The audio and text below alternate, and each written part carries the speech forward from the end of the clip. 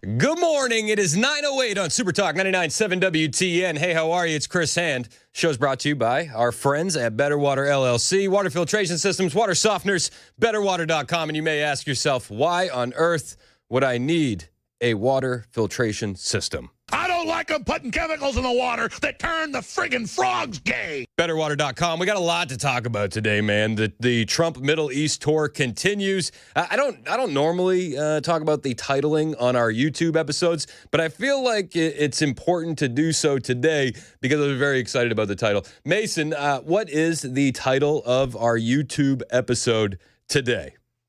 I thought about starting with just be like, I don't know. What is it? Tell the people. We're starting with RFK kills people with AIDS. Middle East cheers Trump. Stop. So, hold on. It's really all I wanted to do was the first sentence. What, you don't want the whole thing? Do you like how I added the question mark? I do. I really do. Okay, do you have any idea what the context is behind that? No idea. I've been doing traffic all morning. RFK Jr. kills people with AIDS? Kills people with AIDS? I thought that was the implied, like you had to raise that. You have to. That's what the question mark is for. People with AIDS? So yesterday was the first hearing for Robert F. Kennedy Jr. before the House Appropriations Committee. First one that he's got as the Secretary of HHS, and it was a big deal. Now, we're going to talk about that a little bit more in depth as the show goes on, but the big takeaway was that RFK Jr. kills people with AIDS. At least that's what the protesters wanted you to know. Or with less. The budget I'm presenting today supports these goals and reflects.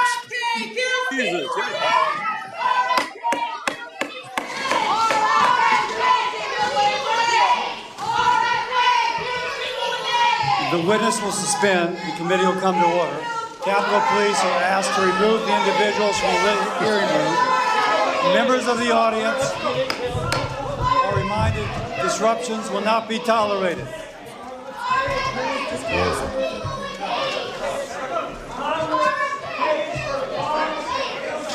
So, I don't know how, but RFK kills people with AIDS. Is it like projectiles? Or I don't understand. I have no idea. I don't know. I have no idea. And I honestly, just between you and me. Yeah. I didn't want to do too much research into it because it would ruin the atmosphere around the clip. One of the individuals that was arrested with those crazy ladies screaming RFK, or removed, I shouldn't say arrested, removed with those crazy ladies screaming RFK kills people with AIDS was the co-founder of Ben & Jerry's. Did you see how he got manhandled? Oh, he got manhandled, it was all right. Beautiful. Yep. After he got treated like that, he would have wanted to see an escalator in China. Tell you what. RFK kills people with AIDS? Yes, apparently. We'll talk more about the RFK committee hearing when we get to it a little bit later in the show. There's a lot to get into there, and I want to give it its due time. Now, as we continue, the Trump World Tour is going strong, and the State Department spokesperson, Tammy Bruce, who was just an excellent pick. There was a lot of talk about who may be the spokesperson for the State Department. I think Tammy Bruce was a home run.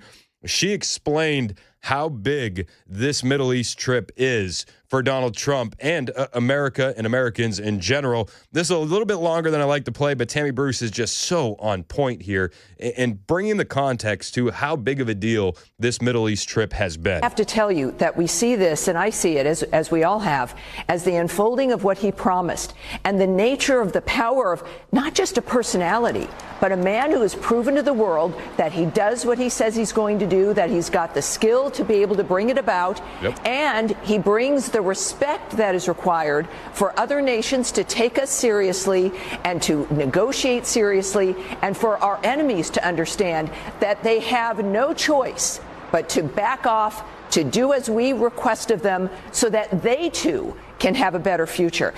She's right. Trump makes you respect him. And even if you don't want to respect him, you got to fear him a little bit because of the way that he positions the military, the way he moves with strength. He's demanding respect in the Middle East. And I don't know if you've noticed, he's been getting it from just about every leader that he's come into contact with. And we've seen fighter jet escorts. We've seen camel escorts. We've seen horse escorts. Yesterday in Qatar, they had Cybertruck motorcade escorts. I mean, everybody's rolling out the red carpet for this guy. Tammy Bruce is absolutely right. You got to show 47 some respect. And we see this in the way that he's been treated. And as you've noted here in the Middle East, my goodness, millions of lives destroyed because of a few bad actors, if you will, groups that pop up, the citizens of these nations being harmed because of a dynamic of a world that feels as though it can do nothing and allows this to become the status quo. It takes Donald Trump to say enough is enough and to demand new ideas so that every nation, not just in this region, but around the world, can recognize that things can be better, that life can be better, and that he can show them the way. And in this case, it's about business dealings. It's about becoming partners with nations in this region, making sure that people, certainly that Americans benefit, but that when Americans benefit and America is great again, the rest of the world has a path to follow. That's Donald Trump. I've seen it in every stop, and it is also manifested through the work and the understanding of that vision by Marco Rubio and our foreign policy. It's an exciting time. Our generation will see the benefits of this, and we're really blessed to have Donald Trump leading the nature of what the future is going to look like for. Amen. We are blessed to have Donald Trump leading this nation. We are going to see the benefits of this trip in our generation. And it's not just conservatives that are impressed with what's going on in the Middle East, just to let you know. We're not in this conservative echo chamber, this bubble where we're all just loving the smell of our own farts. That's not what's happening here. Even former Biden officials are admitting that this is a massive deal. Axios put out a story today. Biden officials are awed by Trump's trip through the Middle East. They're in awe. One official was quoted as saying, "Gosh, I wish I could work for an administration that could move that quickly." Again, this is Axios reporting this, and this is former Biden officials speaking under the condition of anonymity. But Axios isn't going to write a puff piece for Trump. They wouldn't have printed this if they didn't think it was factual. And, I mean, there's probably an argument that could be made that they didn't want to print it in the first place. But you have Biden officials saying, "Gosh, I wish we could work for an administration that moves this quickly. I wish we could." Yeah, I bet you do. Sorry, no openings currently for former Biden officials in the Trump administration. Thank you, Lord. Now, this trip continues. Today, we're in Abu Dhabi, and Peter Doocy is talking about, just the effect of what we're seeing. And he was on with Will Cain yesterday. Peter Doocy was, and Doocy is he's on the road for this trip, and he was saying that even in Saudi Arabia, away from where the president was, there was this huge excitement and energy for President Trump even being in the country. And you could see it even far away from where the president was. And that raises a question I'm curious, Peter, if you've had some perspective on over the last couple of days. President Trump receiving a warm welcome and being received by royalty, being received like royalty by royalty. But I'm curious what the atmosphere is outside of Riyadh or outside of Doha. I don't know if you had a chance to escape the big city centers or at least hit the streets. I'm just curious still what the attitude is of the Arab public in the Gulf states towards America. I love the question because we see it when, world leaders come to America, like Xi Jinping, where they clean up all of San Francisco and they scurry the homeless away and they clean up the area. And it looks like we're really excited to have him. But your average American is like, no, screw this. Like, who cares about Xi Jinping? Why are we rolling out the red carpet for this commie? So the attitudes of the people mean something, right? Like, it's not just the government rolling out the red carpet for a foreign leader, though Doocy says even far away from where Trump has been, you're seeing excitement and energy for President Trump being in these countries. Look, the places that we go, we have not left the big cities of Riyadh or of Doha, but there are buildings here away from where the president are that have giant American flags being projected or lit up with LED lights on the whole side of an entire skyscraper. When we were driving through Riyadh, pretty much everywhere that you go, there are U.S. and Saudi flags. This is everywhere that we are going, it is a top-down enthusiasm. Top-down enthusiasm everywhere they go. They're projecting American flags onto buildings. Something I didn't think we were going to see that.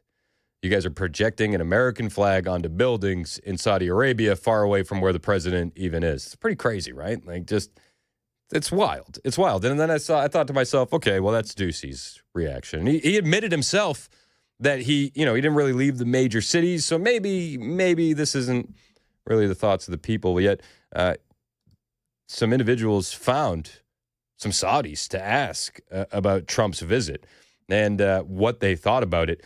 And the reaction from the Saudis, the people, to President Trump, I was a bit surprised about. This is the people on the ground in Saudi Arabia reacting to President Trump being there a couple days ago. For another hour, I could have sat there. The way he did it, the tone of his voice, and the points that he chose. I mean, if you want from a point of social, you want a point from political, you want a point from business, you want a point from defense, you want a point from technology. He covered all those and just did it in such a elegant way. Truth is that he obviously cares about peace around the world, and he spent his entire 4 or 5 months of his administration sending his emissaries around the world to create peace deals. The truth is he wants peace. The truth is that he's working towards that. And Steve Witkoff is pretty confident that we're going to see an expansion of the Abraham Accords. Yeah, Abraham Accords 2.0 is definitely on deck. I'll bring you what Steve Witkoff said on the other side of the break. It is 9:21 on Super Talk 99.7 WTN.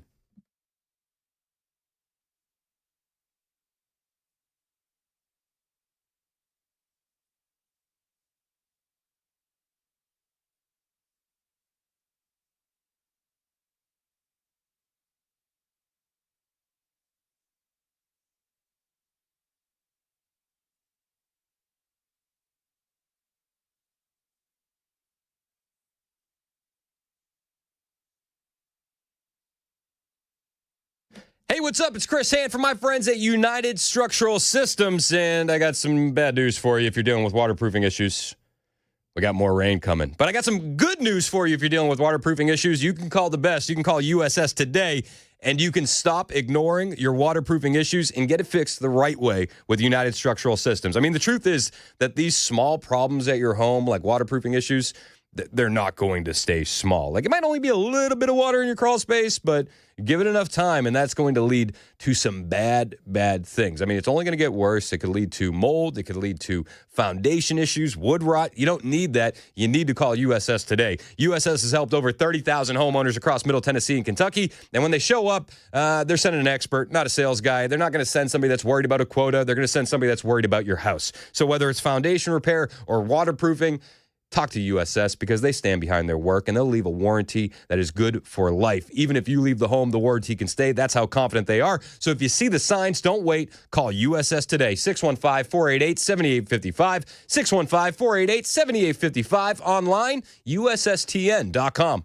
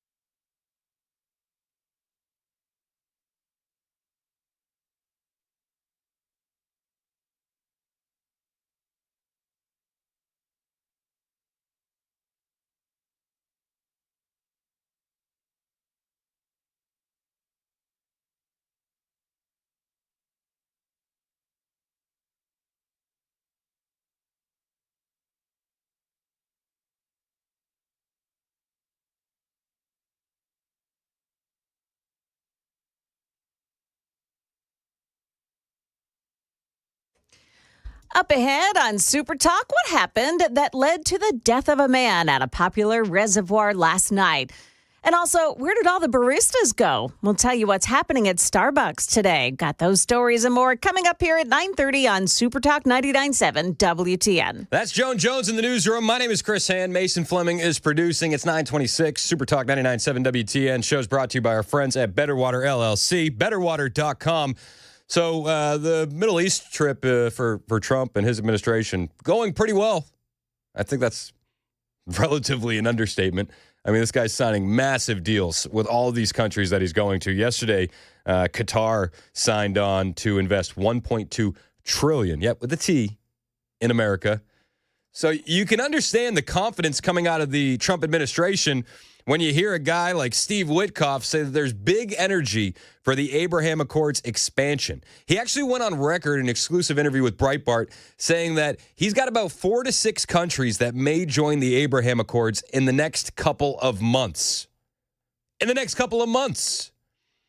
Peace through strength, man. Peace through strength. Witkoff's comments came as the last major part of his exclusive with an on-camera sit-down interview with Breitbart News, and just before Trump's visit to the Middle East this week. Trump is in Saudi Arabia, United Arab Emirates, Qatar this week. He's meeting with all these leaders. We know all about that. But Witkoff said there's big energy. You bring up a really good point. Everyone is focused on big boy deals. Iran, Russia, Ukraine, Gaza. But along the way, we're making inroads, real inroads, on bringing countries into the Abraham Peace Accords. Witkoff then went on to predict that nations like Lebanon, where, Hezbollah operates, and Syria, where, they now have is he a jihadi? Is he a recovering jihadi? You got a guy that just overthrew a government in charge over there. They're saying Lebanon, Syria could be coming in. There have been strong positive reactions from them. It could happen with Libya. It could happen with, he's saying, getting countries into the Abraham Peace Accords. It could happen with Azerbaijan and Armenia. They believe that they're very, very close to a settlement, a final settlement on conflicts in those countries. He said that he believes a lot of those countries will be willing to join the Abraham Peace Accords. That's a huge initiative for the president. He believes in it. It promotes peace and stability in the region. So Steve Witkoff says, we are out there, and I have a very, very good team. We work with the State Department very, very well, which allows to take talent from there as needed. And in some of those conversations that they're having, he says he's really confident that they're going to have 4, 5, maybe even 6 countries enter the Abraham Peace Accords in the next couple of months. And that will be a big signal to the world about President Trump's foreign policy initiatives to promote peace and stability in the world. Could you imagine? The only people that will find an issue with this will be the mainstream media and individuals on the left. And I look forward to hearing the narrative and the spin from those individuals once we have 4, 5, maybe 6 more countries joining the Abraham Peace Accords. Donald Trump, Orange Man bad. That's probably what they'll echo from every mountaintop, yet he's getting closer and closer to achieving the peace he wants in that region. For that, we salute him. And again, even the Biden administration, former Biden administration officials are in awe of what Trump is doing currently in the Middle East. It's 9:30 on Super Talk, 99.7 WTN.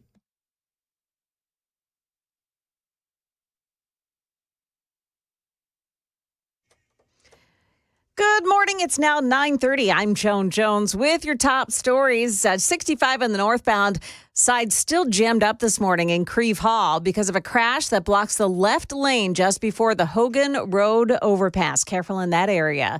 Tennessee Congressman Andy Ogles calling for an investigation into Nashville leadership for obstructing ICE operations in the city. Ogles telling Homeland Security Secretary Kristi Noem he thinks Mayor O'Connell broke laws in his response to ICE traffic stops. I will be asking the Committee of Homeland Security and Judiciary to be looking into the mayor of Nashville and any collusion or impeding of federal authorities and conducting their work in the city of Nashville. So what exactly did he do? Here's Channel 4's Lydia Fielder. Last week, Mayor O'Connell issued an executive order aimed at tracking interactions with those federal immigration authorities after city leaders say they were not aware of the traffic stops happening between THP and ICE. Other news of the day, the Tennessee Wildlife Resource Agency confirming that a man died last night at Dale Hollow Reservoir. Here's Channel 4's Amanda Harrow. Wildlife agents say that Roger Howell, who's from Overton County, was slumped over the steering wheel and then fell into the water.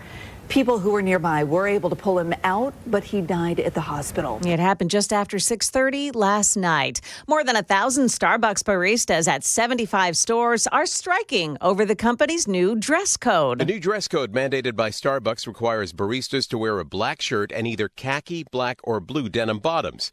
As it was before, the employees could wear a broader range of dark colors and patterned shirts. Starbucks says the new rules would make its green apron stand out and create a sense of familiarity for customers as it tries to establish a warmer, more welcoming feeling in its stores. But the Workers United Union says the dress code should be subject to bargaining. Dave Packer, ABC News. That's the latest news. We've got your traffic and weather next. I'm Joan Jones, WTN News.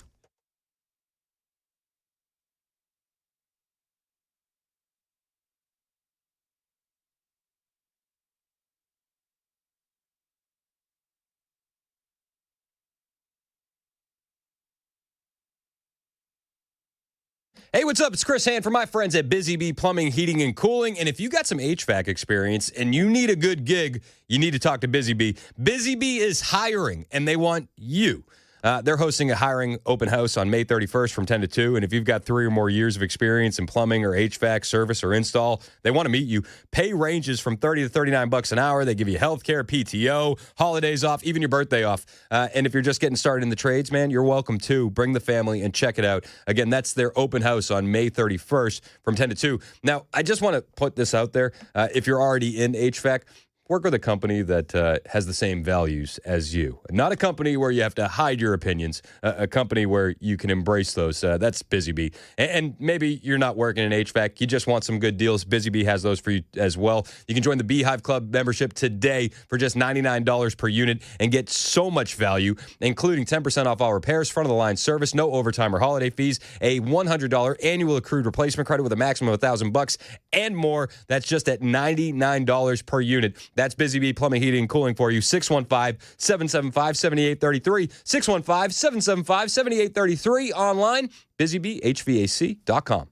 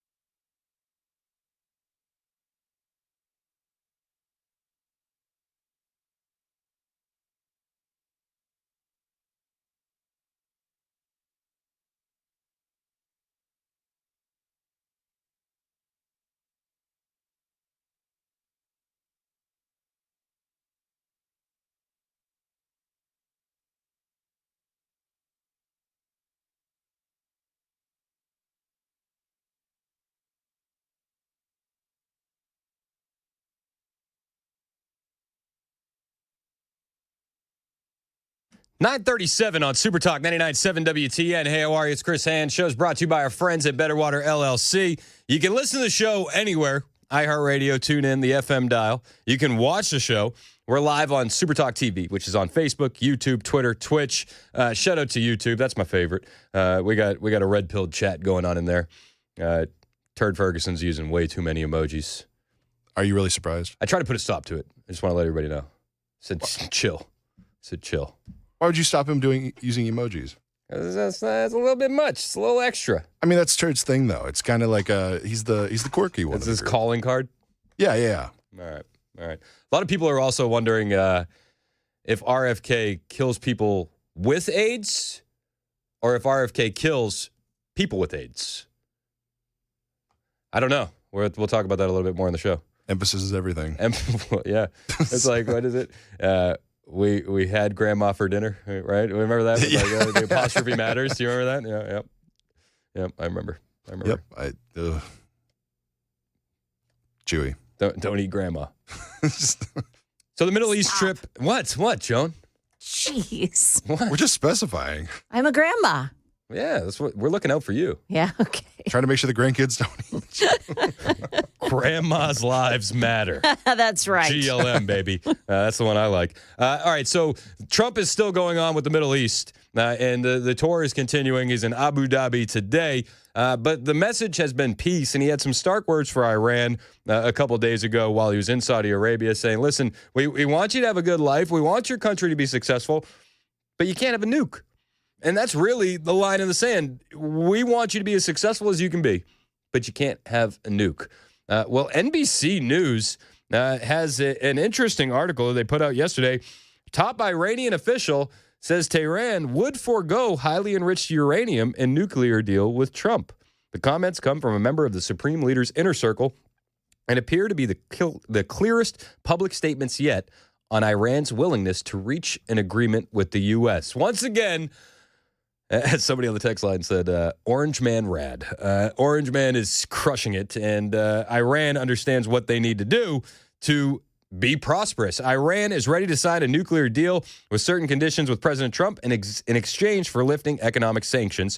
A top advisor to Iran's supreme leader told NBC News on Wednesday. Ali Shamkhani, a top political, military, and nuclear advisor to the Iran supreme leader, Ayatollah Khamenei, is one of the most senior Iranian officials to speak publicly on the ongoing discussions. I feel like this is like a really big deal. He said Iran would commit to never making nuclear weapons. They would get rid of its stockpiles of highly enriched uranium, which can be weaponized, and agree to enrich uranium only to lower levels needed for civilian use. And they would allow international inspectors to supervise the process in exchange for the immediate lifting of all economic sanctions on Iran. I think this is a good thing. You want to make a deal? Let's make a deal. I'm not in the camp of a lot of the neocons where I think Iran is some supreme boogeyman and threat to the United States of America. I just don't. And it smells like a forever war waiting to happen. But I feel like that window's been closing, and maybe you feel the same way, where it doesn't seem like that war with Iran is as close as it once was. I mean, if you remember after the October 7th attacks, we had Lindsey Graham on Fox News literally hours later saying, we should bomb Iran. And it's like, dude, chill out. We don't need another war in the Middle East. What we need is peace in the Middle East. And it looks like Trump is getting us pretty close to securing that. When asked if Iran would sign an agreement today, if those conditions were met, the conditions of never making nuclear weapons, getting rid of stockpiles of highly enriched uranium, which can be weaponized, and agree to enrich uranium only to lower levels needed for civilian use, and allowing international inspectors to supervise the process in exchange for lifting those sanctions, would you agree to a deal today if those terms and conditions were met? The senior Iranian officials said yes.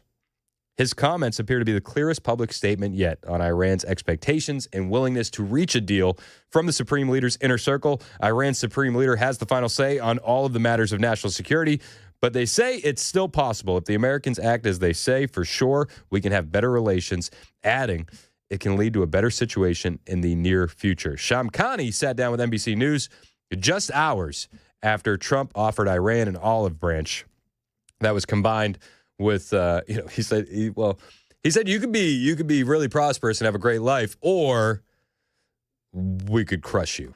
I mean, it's really like the two sides of the coin. Either it's going to be good or it's going to be really bad. You decide. So here we are. Those remarks by Trump were criticized by the Iranian president, Masoud Pezeshkian. I think that's exactly how you pronounce it. Listen, we're hearing from senior Iranian officials that, yeah, they were frustrated, but they're ready to make a deal. They're ready to make a deal. I think that's a big deal. Now, while in the Middle East, President Trump also took some time to visit the troops. He went to Al Udeid Air Force Base to speak with U.S. and Qatari troops. This is a cool moment. I love the fact that Trump goes over to the Middle East, and he doesn't just meet with world leaders and royalty. He also meets with the men and women of our armed forces, once again putting America first. This is Donald Trump meeting with troops earlier today. So I'm thrilled to be here with the men and women who embody American strength and pride, the warriors of the United States Armed Forces. It's an amazing group of people. Amen. You are, without a doubt, the greatest fighting force in the history of the world. That's the way it is. I said it last night. I said it strong. We have the strongest military in the world. There's not even a contest. We have the best equipment. Nobody has equipment like us. Nobody has the planes or the missiles or anything else. And as your commander-in-chief, I'm here to say that America's military will soon be bigger, better, stronger, and more powerful than ever before. I'm here for it, and I just love that Trump is out there with the troops, that he's making that time for the troops. You know, it's just a stark difference with what we saw the past 4 years under the Biden administration. Under Trump, the military is much stronger. The wokeness is out. The divisive rhetoric on things like vaccines, it's done. And you're seeing it in the recruitment levels surging. People understand that the American military is back. And it's not just Americans, it's our enemies too, clearly. But Trump continued with those troops saying, listen, his priority as president is to end conflicts and not start them. And you're seeing that, again, as you see a senior Iranian official saying, all right, we're ready to make a deal, essentially. And we would agree to a lot of those terms today if they were presented to us. Donald Trump is walking the walk and talking the talk, and I'm here for it. As president, my priority is to end conflicts, not start them, but I will never hesitate to wield American power if it's necessary to defend the United States of America or our partners. And this is one of our great partners right here. When we're threatened, America's military will answer our enemies without even thinking about it. We have overwhelming strength and devastating force. I just love the two sides of the coin. We're here to make peace. But if you don't want to, that's fine too. We'll handle it. Plain and simple. We have the means, we have the technology, and we have the people. So, like, we would much rather have peace. But if that's not something you're a fan of, we could do it your way. You're probably not going to like the results. Peace through strength. Peace through strength. It was repeated over and over again on the campaign trail. We saw it in the first term, and now once again we're seeing it in the second term. Peace through strength. Nobody thinks that they can take advantage of this guy. Not like Joe Biden. Nobody gave a damn what Joe Biden thought. But this guy, it's just different. Things have changed. And especially in the military. Again, I mean, we mentioned the recruitment numbers just surging with Hegseth at the helm of DOD and with President Trump as the commander-in-chief.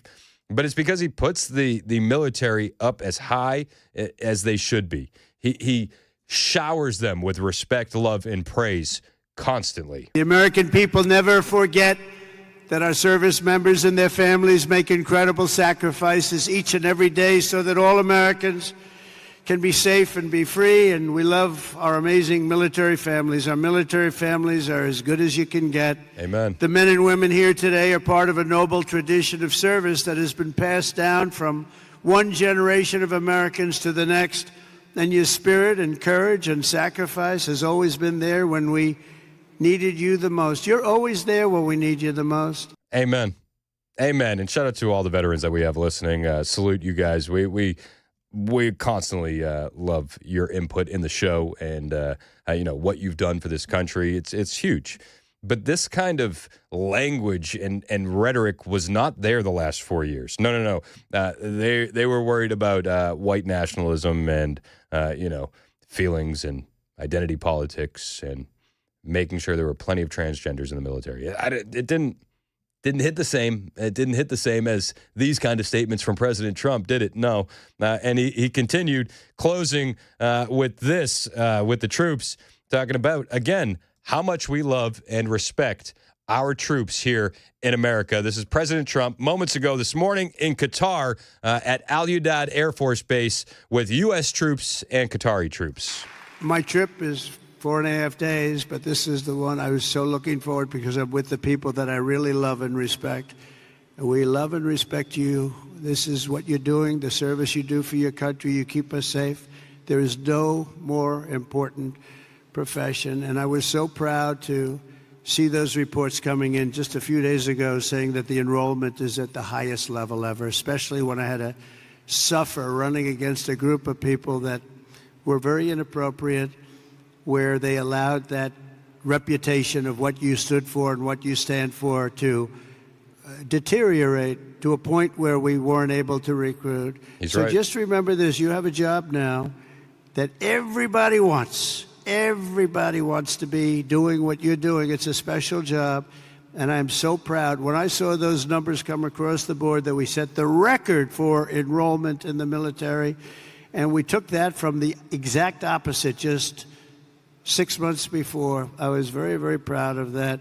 We have a great country. We have a proud country. We have a country that's respected all over the world, and as I said before, a year ago, we were laughed at, but nobody's laughing at our country anymore. We're the most respected country anywhere in the world. And thank you very much, and enjoy your lives, and God bless America. Thank you very much. Again, that was President Trump addressing troops at Al Udeid Air Force Base in Qatar. There were American troops there. There were Qatari troops there, but President Trump really focusing the message on the U.S. troops. And he talked about the recruitment numbers turning around completely. But you could do that with just about anything after this 100-something days of the Trump administration. We could talk about military recruitment. We could talk about the jobs numbers. We could talk about inflation. We could talk about prices going down. We could literally do this with just about anything. Trump is turning this country around, and he's turning it around fast. This Middle East trip is just another example of that. And you're seeing it with the narrative that our enemies are putting out there as well. So the day after we announced the trade deal with the Saudis, what would we announce? We announced it's like $142 billion worth of trade deal announced, an arms deal, $142 billion with Saudi Arabia. But China, if you will, the global state-run media, Global Times, on Wednesday, they were trying to combat the narrative of Donald Trump and the $142 billion arms deal. And they said that China announced they announced that they had a $4 billion agricultural contract signed with Saudi Arabia. So they're trying to be like, hey, guys, we're doing it too. Don't worry. Don't worry. Okay, China. Yeah. Little $4 billion for who? China? Yeah, nobody's impressed. Nobody's impressed with that. $4 billion for China. You're fired.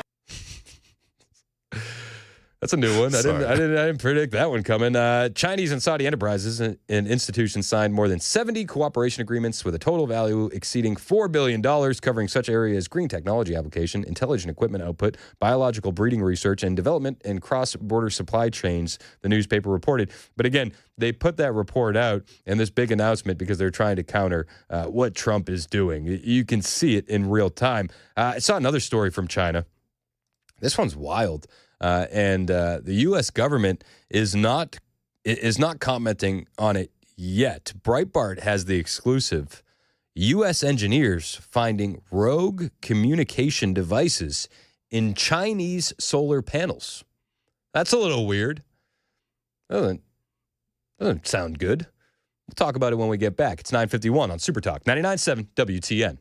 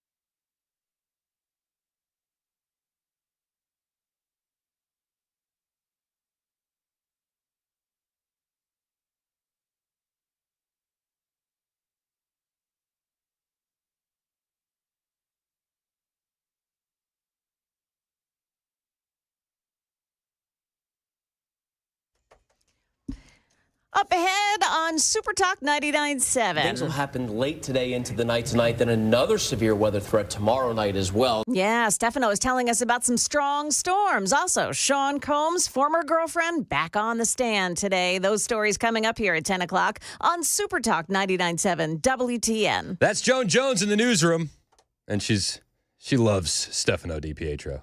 He's a nice guy. Huge fan of Stefano. Huge fan. We all are. Looking forward to that weather forecast on the way with Joan. Got a story here about China, if you will. Yep, China. China? U.S. engineers have discovered mysterious, undocumented communication devices lurking in some Chinese-made solar power inverters and batteries, Reuters has reported. Now I know what you're saying. You're thinking, no communication devices are undocumented, right? That's what the left would say. Nothing is undocumented. No one's undocumented. But this is a crazy story. Rogue components providing additional undocumented communication channels that could allow firewalls to be circumvented remotely with potentially catastrophic consequences, said Reuters source on the situation who spoke anonymously because they had not been given permission to speak on the record. This story illustrates a security issue that has haunted analysts since the dawn of the Internet of Things. The sudden craze for adding internet connectivity to everything, like every device you have, from household appliances like your fridge and your dishwasher to industrial machinery. The Internet of Things connects everything. If your toaster connects to Wi-Fi, you could have a Chinese backdoor in there. I mean, it's insane. But they're saying that the number of devices broadcasting information online has grown exponentially since the turn of the millennium. And so with that has come the danger of a lot of these devices, especially the ones that are being made in China, having spying backdoors, opening backdoors into secure networks. And in the case of these suspicious Chinese power inverters, the devices were designed to connect to solar panel arrays and windmills to power grids. They have internet capability so their performance can be monitored and their software can be updated easily. But knowing this to be standard practice, the information technology teams at solar and wind farms set up firewalls as a precaution to prevent the device from sending unauthorized signals. But they also physically inspect a lot of this equipment from China to look for bugs. And they're saying that they find them with shocking regularity. 2 people declined to name the Chinese company that was providing these inverters and batteries with extra communication devices, and they wouldn't say how many they had found in total. And the existence of these rogue devices has not been previously reported, and the U.S. government has not publicly acknowledged the discoveries. It's a wild story and one that we're going to be keeping our eyes on as we get more information. We'll bring you updates. It's 10 o'clock on Super Talk 99.7 WTN.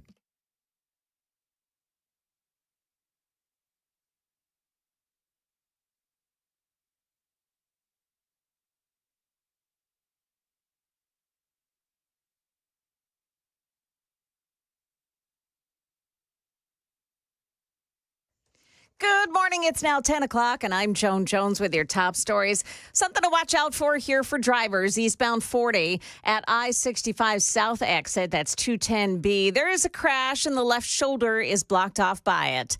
Conditions are going to be hot and humid today, ripe for strong storms to pop up starting this afternoon. Here's Channel 4's Stefano DiPietro. 1 out of 5 across parts of Middle Tennessee, a more heightened risk into parts of southern Kentucky, a 2 out of 5 on the scale. And then tomorrow and tomorrow night, that severe threat only increases across the mid-state. And Stefano says these storms could produce tornadoes. So we're going to keep an eye on it on the weather right here and keep it on WTN all afternoon. We'll let you know. The Supreme Court hears oral arguments this morning over whether President Trump's executive order on birthright citizenship can take effect, even as it's being challenged in federal court. Trump's order seeks to prevent the issuance of such things as passports and Social Security numbers to children born here if their parents are not here legally, too. The Trump administration is asking the high court to set aside injunctions issued by lower court judges in Maryland, Massachusetts, and Washington state. The administration says those judges have overstepped in blocking the president's executive order nationwide. But opponents say if the administration wins here and the executive order takes effect nationally, thousands of children born in the U.S. could face deportation or be rendered stateless. ABC correspondent Stephen Portnoy. Cassie Ventura, the ex-girlfriend of Sean Diddy Combs, is set to take the stand again today in his sex trafficking and racketeering trial. Ventura earlier this week told jurors she was in a toxic, violent relationship with Combs and was pressured to take part in his so-called freak-offs. Today, the defense will cross-examine Ventura. Ventura admitting she at times initiated violence, recalling punching Combs in the face after he called her a derogatory name. The beating she said she received in return was so bad, Combs forced her to remain in a hotel room for more than a week to heal. "You treat me like you're Ike Turner," Ventura once messaged him, comparing Combs to the abusive ex-husband of Tina Turner. More, that's ABC's Aaron Katursky there. And the Tennessee Department of Labor reminding everybody that you can get your teen out of the house and into a job this summer. The Youth Employment Program helps people 14 to 24 years old to find a paying job that provides valuable firsthand experience and education training. And you can find out more by searching the term Tennessee Youth Employment Program. That's the latest news. Weather's up next. I'm Joan Jones, WTN News.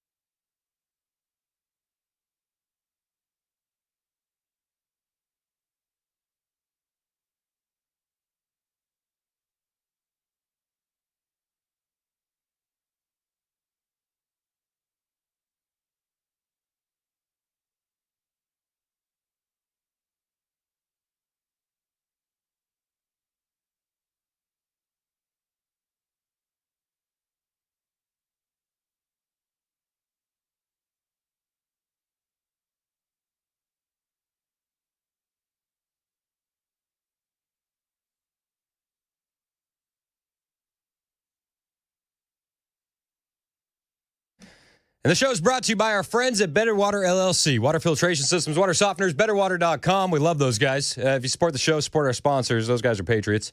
You can listen to the show anywhere. iHeartRadio, tune in, the FM dial. You can watch us. Super Talk TV, Facebook, YouTube, Twitter, Twitch. Why would you want to watch a radio show on TV?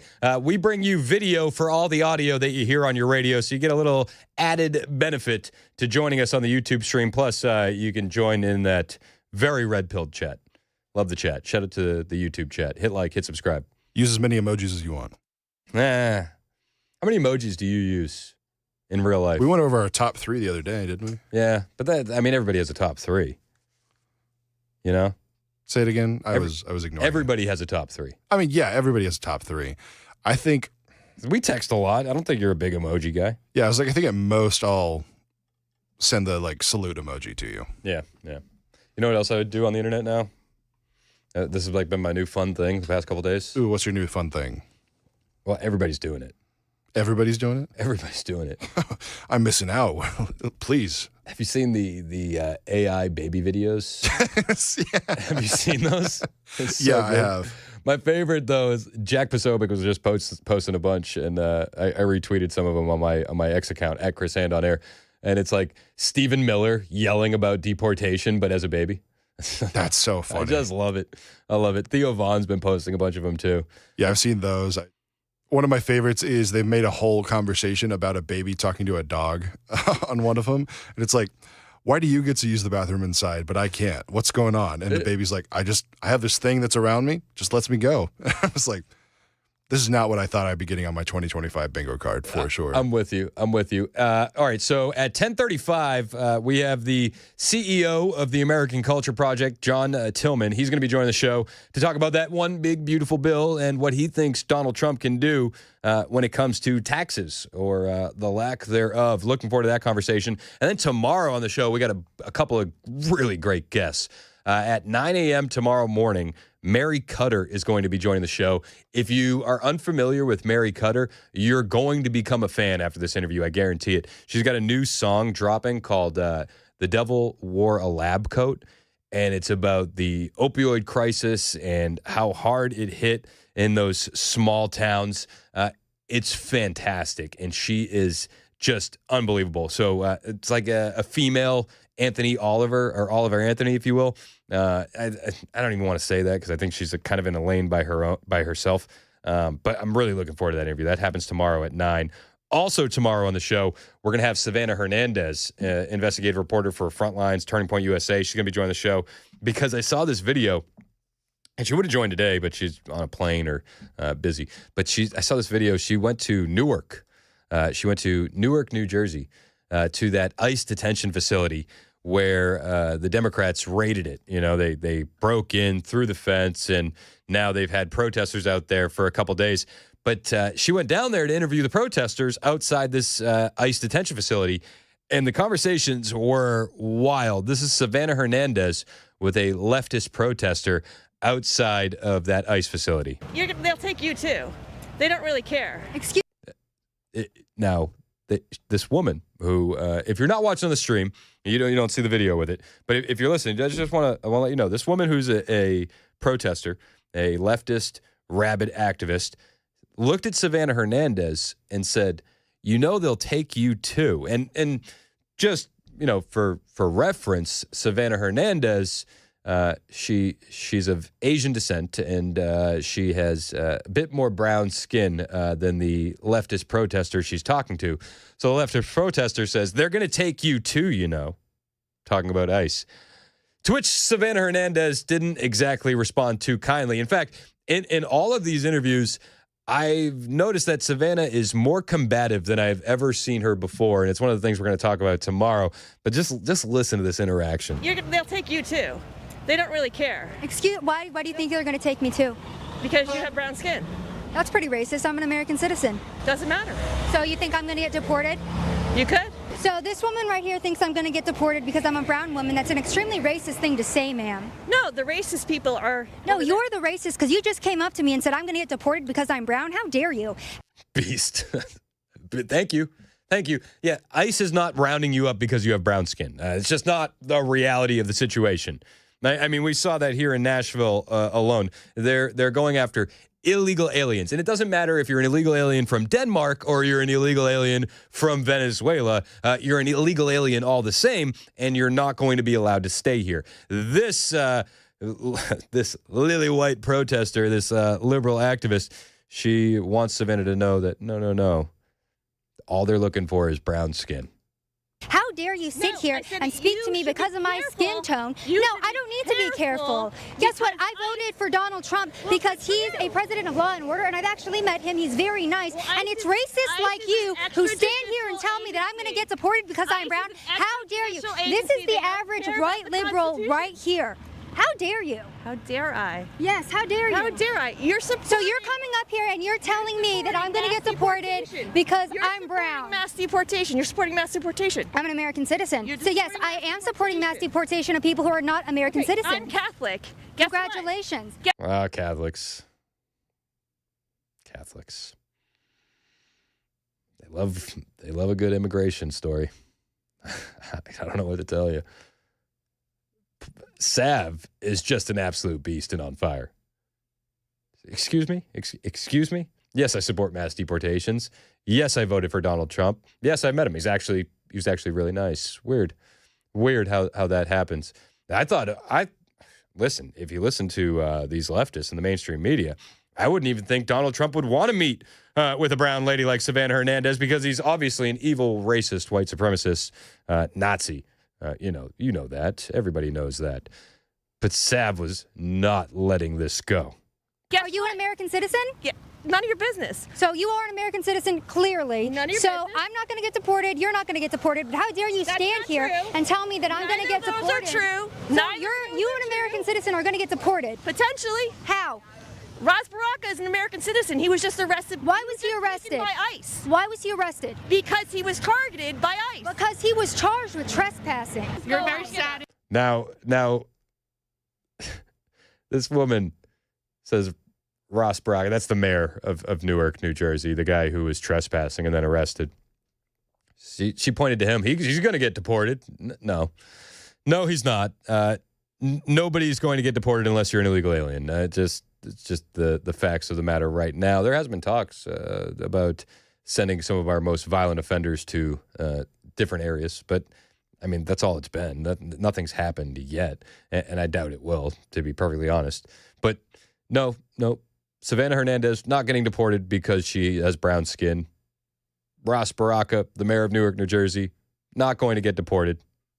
I don't think he should be the mayor, and I definitely don't think he should be the governor of New Jersey. And there's a lot of rumors that he's running for the governor of New Jersey, and that's what a lot of this theatrics were about at that ICE detention facility. I'm glad he got arrested. But Savannah keeps dealing with these leftist protesters at the ICE facility. And she moved on from the woman who said she was going to be deported for being brown. And she's now talking to a blue-haired liberal in this next clip. And listen, with the liberals, with the blue hair, it's a warning. It's like dangerous animals in the wild. The venomous ones have bright colors. Why? Because you're trying to take advantage of real people's pain. Sweetheart, you are the one with blue hair right now, a whole-ass adult standing outside of a detention facility calling people Nazis in 2025. That's because this is Nazi behavior. And you don't think that it was racist for your white friend here to come up to me and tell me I was going to get deported because I'm brown? I don't know that happened. Oh, yeah. Convenient. Savannah Hernandez is going to be joining the show tomorrow at 10:35 to talk about this a little bit more, and I'm looking forward to it. Mike Johnson has officially commented on the Democrats that stormed the ICE facility, and Mike Johnson, he says that they're working on it, and if there's one thing we know about Mike Johnson, he loves hard work. By the way, Congress is off tomorrow. They changed the schedule. They're going to go home early for the weekend. But Mike Johnson wants you to know that the Republicans are hard at work when it comes to those Democrats, the Democrat congressional reps who stormed the ICE facility in New Jersey. Well, look, there's three possible disciplinary actions that the House can take. Okay, you can censure a member, and that probably does seem appropriate here. You can kick them off committees. That's a new tradition begun by the Democrats in recent years. And you can expel someone from Congress. Now, expulsion requires a 2/3 vote. That's not likely because the margins are small on both sides. But we're looking at what is appropriate. Look, I think it's pretty clear that the law was violated. You might have noticed the Wisconsin judge that was trying to conceal the illegal alien that was going to be apprehended by ICE. A federal grand jury indicted the judge. I think that was late yesterday. Yep. And I'm told that she'll be brought up on charge, maybe facing potentially 6 years in jail and $350,000 in fines. Yep. Because she obstructed the proceedings, obstructed justice, and was engaged in other activities. So look, what these House Democrats did is in that same lane, the same vein of what the judge is being indicted for. So I think there's some legal ramifications to play out here, and we'll see how it works. Does that mean expulsion on the table? We're talking through all the possibilities. We're talking through all the possibilities, says Mike Johnson. Don't worry, we're talking through the possibilities. Censure seems pretty reasonable, he says. It seems pretty appropriate, and I hate the censuring. It drives me up a wall It does nothing but waste time and money. I mean, Al Green, the guy that shook his cane at Donald Trump during that joint session of Congress, nothing happened to him. Oh, he was censured. Ooh, whoa, anything but that. It's just a waste of taxpayer dollars and time. It's all it is. Remove them from committees. Like, that's cool. Like, I'll take that. I would much rather have an arrest. Chrissy Noem did say that they're definitely looking into that. But again, the further away we get from that day where they raided the ICE facility, the less likely I think that that's going to happen. Well, we'll all wait and see what happens. But Mike Johnson, he's just so soft. We haven't done a damn thing in Congress to codify the executive orders of Donald Trump, and it is infuriating. And it falls at the feet of Mike Johnson, whether you like it or not. And again, Mike Johnson just gave the House the day off tomorrow. No votes tomorrow. Have they worked a full week yet? I don't think they've worked a full week since Donald Trump took office. It's embarrassing how little this Republican-controlled Congress has been up to. Embarrassing. And I don't know, do we need a new speaker? Is it time to start having those conversations? I know Trump threw his support behind Mike Johnson, and he was there for him. And, during the election, he was like, Mike's cool. We're going to work with Mike. But at this point, they have sent 5 bills to the president's desk. 5. Donald Trump has been crushing it on his own, but he's not going to be able to do it all on his own. We need Congress to step up. Now, Democrat reps and Republican reps, their approval ratings both very low. And the Democrats, they have a low approval rating because they're insane. And the Republicans have a low approval rating because they don't do anything. You guys don't work. None of you do. The laziest group of individuals. This may be the laziest Congress we've ever had. Ever. It is so embarrassing. And even Tim Burchett was talking about it yesterday, but it's like, I just, even the Congress reps that we like, you're still part of the problem. Like, let's be perfectly honest. I don't think any member of Congress should get a pass. They shouldn't. You guys all need to be pushing to get more bills to the floor and voting on them. Can we just do some votes? No, not tomorrow. Mike Johnson gave everybody the day off. That's nice. Don't worry, though. I'm sure they'll find time to censure the House Democrats who raided the ICE facility because, hey, why not do something meaningful instead? It's not in the plans, not in the cards. It's embarrassing. This entire Congress has just been embarrassing. Now, there are other areas of the government that are doing work by the grace of God. It's not just Donald Trump. We're seeing ICE stepping up, border enforcement stepping up, and that's huge. I don't want to take anything away from that and what they're doing. I think the most aggravation I have right now is with the Congress. But ICE has been doing a crazy good job. And new data shows that homicides in Denver and Aurora, Colorado have experienced a significant drop in the wake of ICE's enforcement efforts to take down Tren de Aragua in the area. So just to put this little feather in your cap, when Freddie O'Connell says that these ICE operations aren't making the community safer, we now actually have data that these ICE operations are making communities safer. You have numbers plummeting. They've taken a significant downturn in the first quarter of 2025, according to data from Major Cities Chief Association, KSUA-TV, reported. Homicides in Denver declined 58% in the first 3 months over the same time last year. Nearby Aurora, where we had Tren de Aragua taking over those apartment complexes, have seen their homicide rate decline by 36% in the first quarter of 2025 as well. So just, again, there are areas of the government that are not doing work right now, Congress, but there are areas of the government that are doing a lot of work. ICE is one of those groups. Shout out to ICE. What they've done in Denver is remarkable. 56% drop in homicides in Denver. 36% drop in homicides in Aurora. You can only point to the deportation operations of Tren de Aragua gang members. Hopefully, we see those crime statistics drop here in Nashville as well after these deportation rates, so that way we can look at Freddie O'Connell and say, hey, bro, Nashville actually is a safer place now after all of these rates. Fingers crossed that we get that data soon. 1021, Super Talk, 99.7 WTN.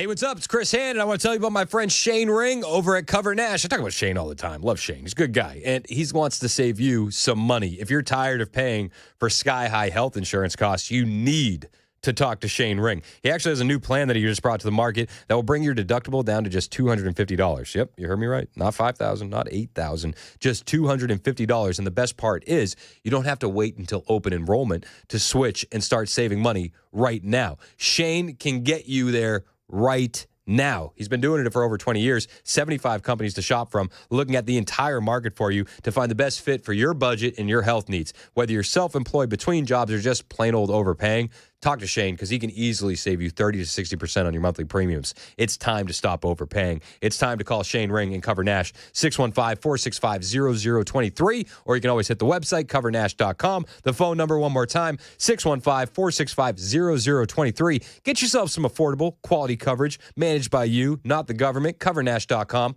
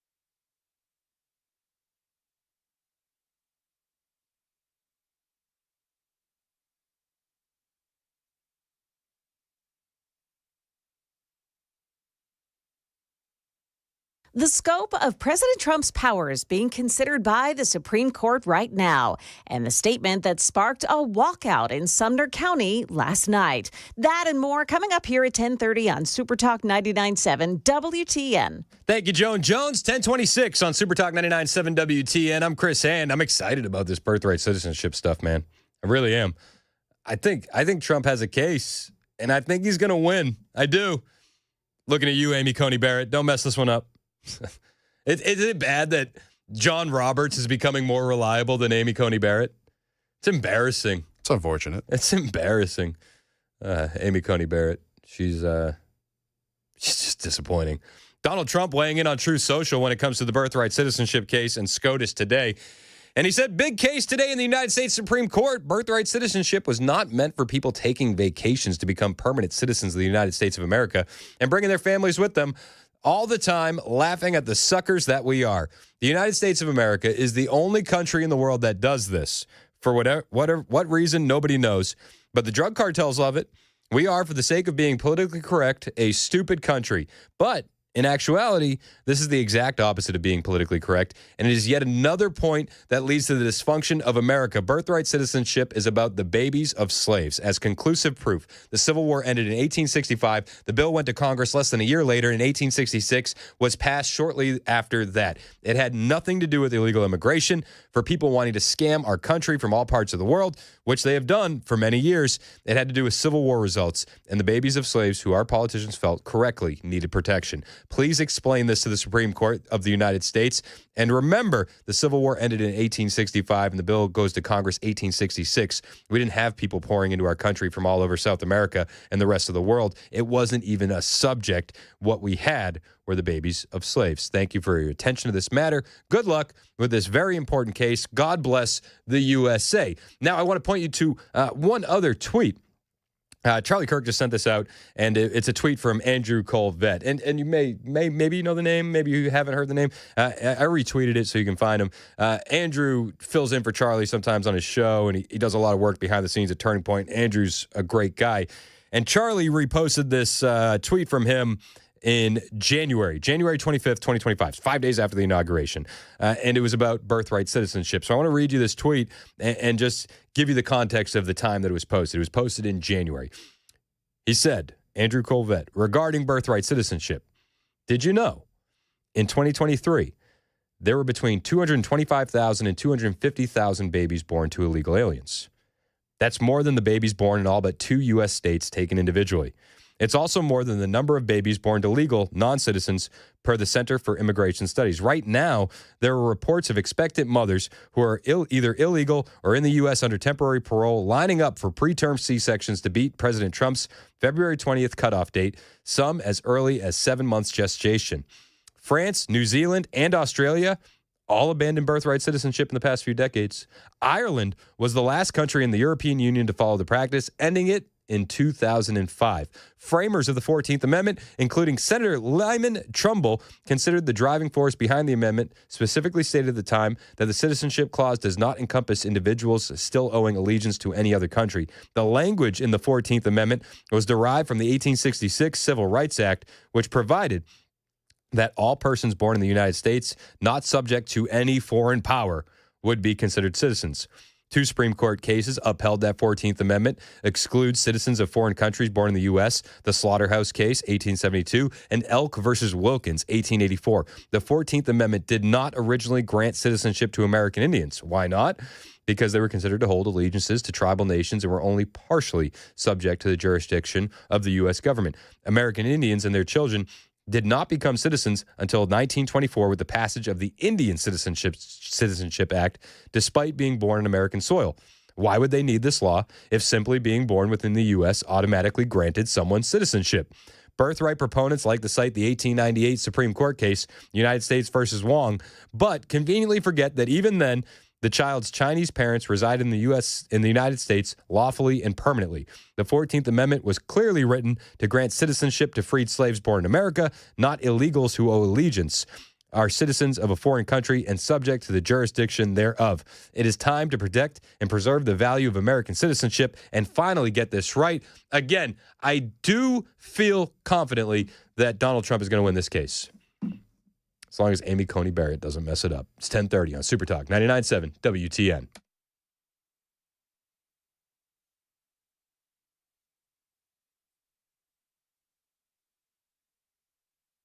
.30 now. I'm Joan Jones with your top stories.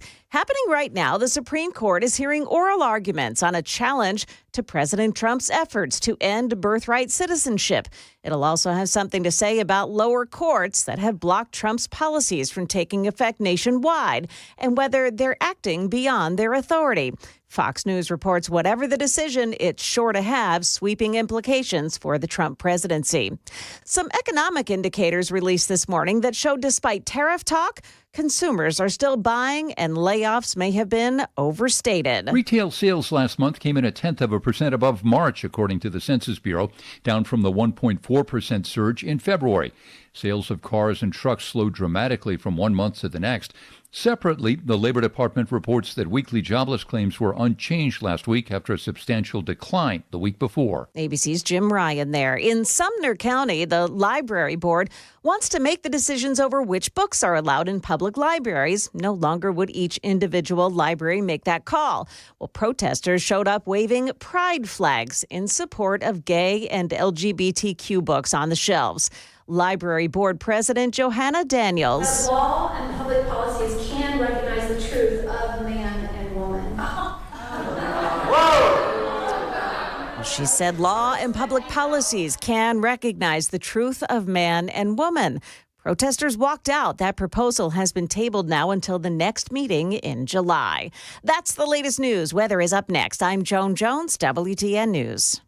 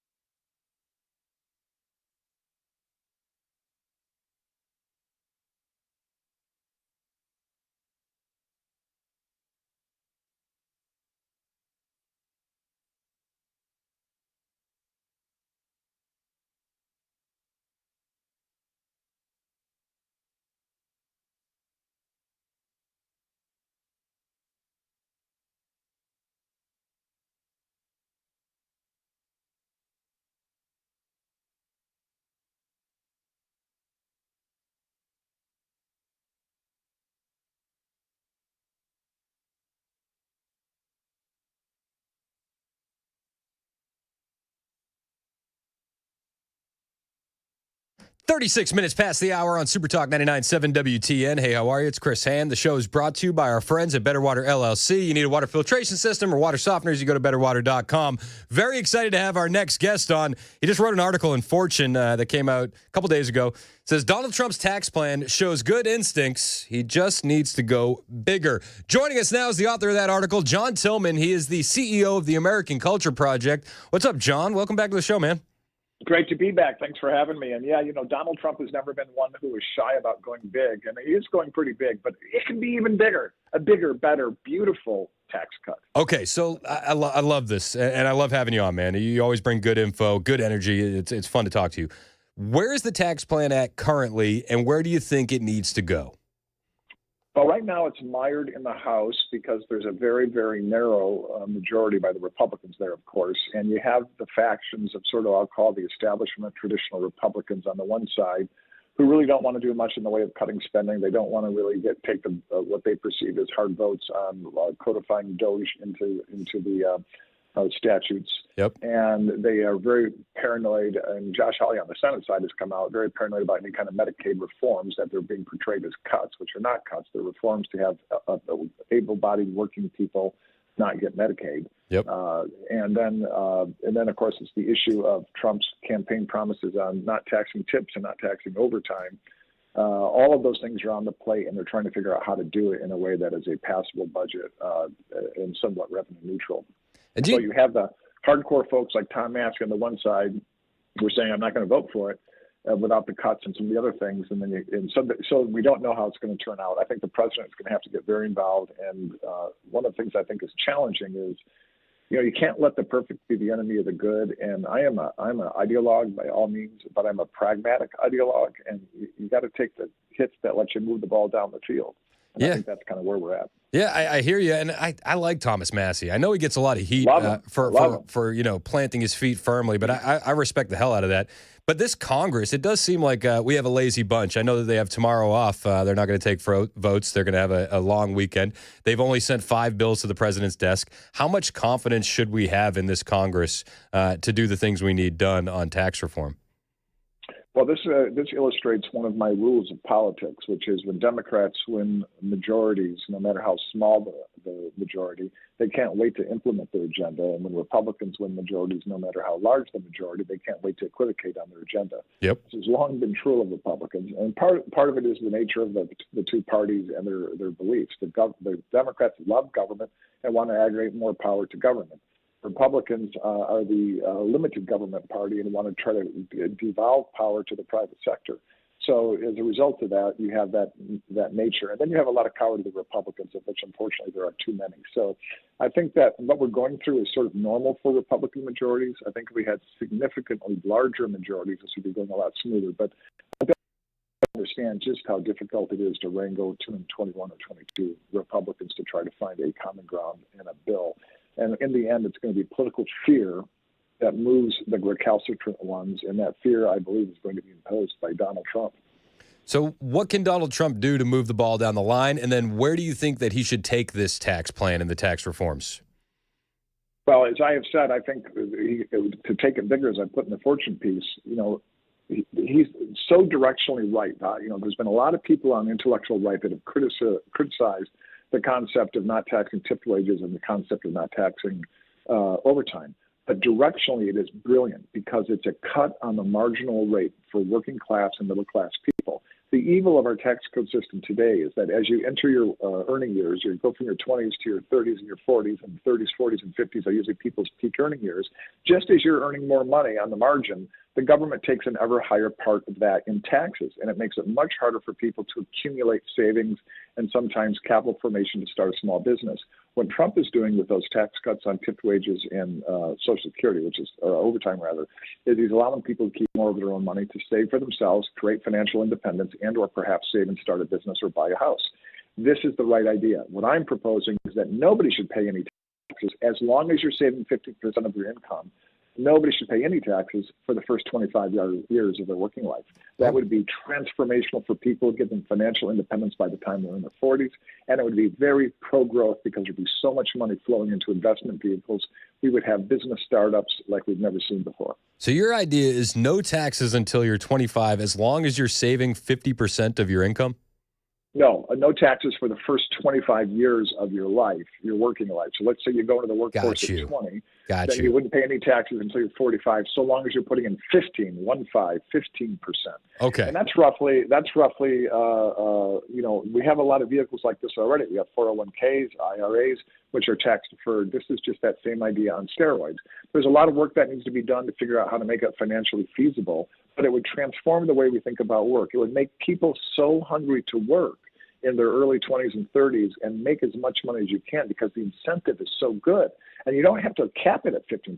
You have to put in at least 50%. But if you want to put in 20 or 30%, you can. That's interesting. I like the idea. How would you track something like that?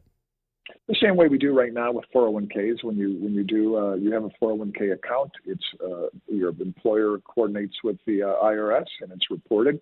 You have tax deferred money that goes into that 401k account, and that is all reconciled when you file your taxes. It's done exactly the same way. Have you gotten the ear of anybody in the Trump administration with this kind of an idea? I'm working an angle. Haven't got there yet, but I'm working an angle. All right. I like it. I like it. Now, on the stuff that we've talked about on taxes, the no tax on tips, no tax on overtime, no tax on Social Security, how realistic does this look moving forward that this stuff is going to get into that big, beautiful bill?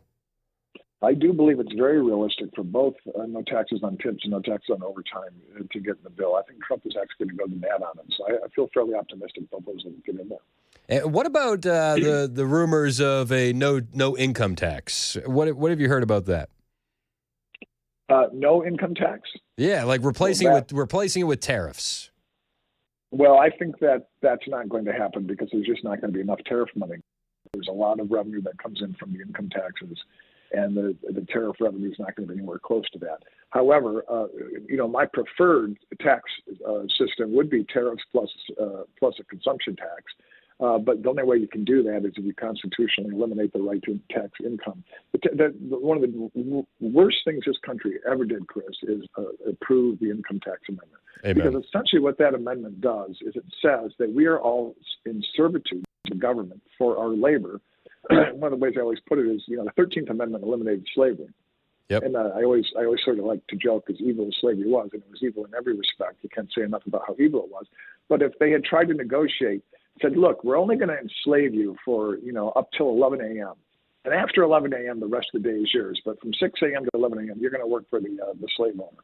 Everybody, knows that's a preposterous idea. But essentially, that is what is happening. People are paying 20, 30, 40, 50% in terms of their marginal income and 20, 30% for some taxpayers to the government.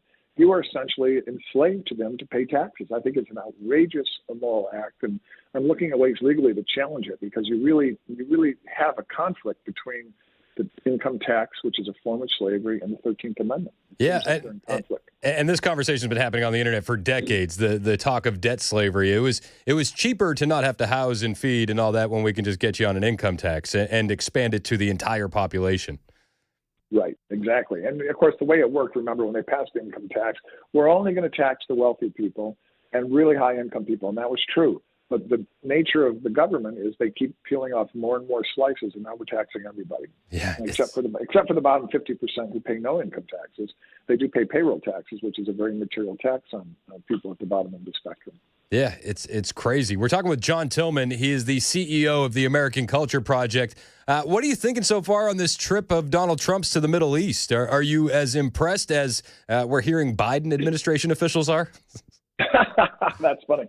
I am really, really enjoying everybody losing their mind on the left watching Trump cut a swath through the Middle East and the Arabian Gulf in a way that hasn't been done by an American president in a long time. And the whole strategy of entering into economic, commerce-focused business arrangements as a way to create security cooperation is so much smarter and better than using the military. You create economic interdependency, and then instead of going to war and fighting and pursuing terrorism, you want to actually create prosperity by growing together. I think it's really amazing and very different mindset. And the treatment that he's been given by the Gulf states really is quite extraordinary. Yeah, I mean, they've rolled out the red carpet for him everywhere. And I do love his messaging, though, because he's like, listen, we can bring you into prosperity and we can do business and we can lift you up, or we could go with bombs. It's up to you. Right. Gee, which one would you like? My other favorite part of this whole experience is the free plane from Qatar and our gutter. Yeah, so and, everybody's freaking out about that. But what do you think about that? I think people are missing the point. The point really isn't about the free plane. I don't think that'll actually ever happen. The point is to shame and embarrass the Boeing company that can't get the current contract completed on the 2 Air Force Ones they're supposed to be building. They're behind, they're over budget, and every time he talks about the free plane, he always goes back to why Boeing isn't getting the job done, how they're over budget, and how they're failing and not running the company well. He is trying to talk about putting maximum pressure on Iran. He is putting maximum pressure on Boeing to get their act together. Yeah. That's what I think it's really about. I'm with you 100%. I said at the beginning of this, I felt like it was a kick in the shorts to Boeing. And then at the same time, he's landing Boeing some record-breaking deals with foreign governments, 160 planes from the Qatari government, if I recall correctly. That's a big deal. That's a lot of money coming in. No, so he does. It's really fascinating. He does both, right? He giveth and he taketh away, as a leader often does in these cases. He's got a carrot and a stick. Yep. And I think it's going to be pretty effective. Now, would you accept the plane and just put it somewhere for the time being so that way you can say thank you for such an awesome gift and keep those relationships open? Because as we know, in Muslim-dominant countries, this is it's a sign of respect that they're offering this. It's an olive branch. Do you take the plane and then just store it away somewhere, or do you just say thanks but no thanks? No, you definitely take the plane and then you use it to fly illegal or violent immigrants out of the country. I love that idea. Yeah, listen, we'll take the plane, but it's only going back and forth from the U.S. to CCOT. That's about Exactly. it. That's a brilliant idea. We're talking with John Tillman. He's the CEO of the American Culture Project. Great guy. Writes a bunch of stuff. He has a great article in Fortune about Donald Trump's tax plan, showing good instinct, saying he needs to go bigger. What are some stories that you're watching, John, where the leftists and the American mainstream media are just losing their mind, and you're like, guys, this is a losing argument? I know there's a bunch to choose from, but which one stands out to you? I think the thing that's really, there's a lot going on. That's a big topic, but I'll try to hone in on a couple. There was a column by an author, a professor out of Great Britain, on the woke era is over. We're in the post-progressive era. And first of all, I don't think that's true. I think the fight is still fully engaged, and the outcome is not assured that our side, the pro-liberty side, the pro-rational thinking, common sense side is going to win. But we definitely have gained momentum, and we are taking the high ground, and they are on the fence for the first time in maybe 30 or 40 years. And I think one of the mistakes that this column, a very good column, but there's one thing he said in there, which is it's all happening because the elites have shifted. And I have a book that'll come out early next year called The Political Vice. I have a whole chapter on elites. And the point here isn't that elites have shifted. The point here is that the American people are choosing different elites to follow. Mm-hmm. We're following elites who reject men playing in women's sports, boys playing in girls' sports, pretending to be girls. We're rejecting the idea that DEI is constructive when it's actually divisive.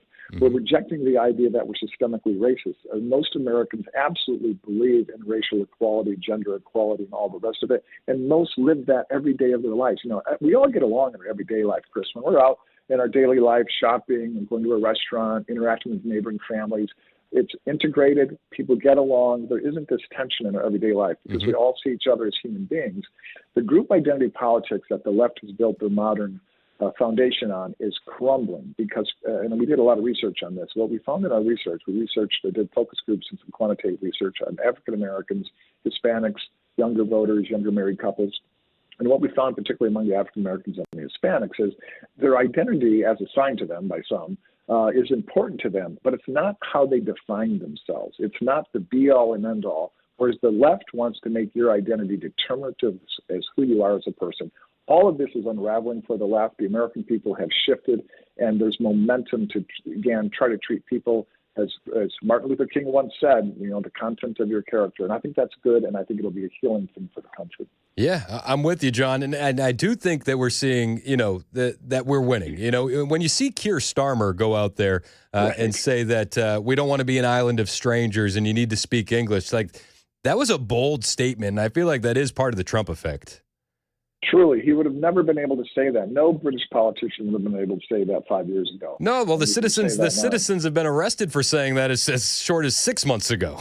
Exactly, and so these are seismic shifts, and it shows how important it is for the American people to engage and let their voices be known, and why the election of Trump was so important, because it was a complete, depending on whether you think he was elected 2 or 3 times, every time it was a repudiation of the establishment elites of both parties.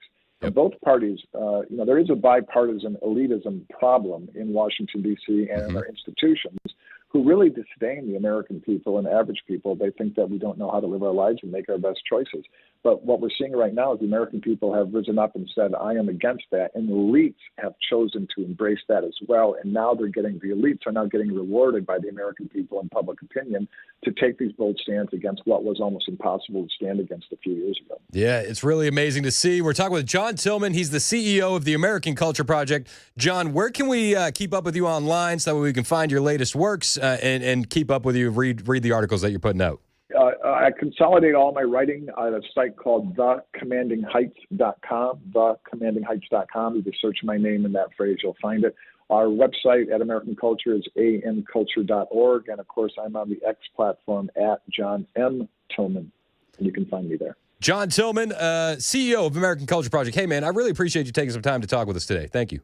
Thanks so much, Chris. Always fantastic to be with you. Hey, likewise, man. Anytime. You're always welcome. It is 10:53 on Super Talk 99.7 WTN.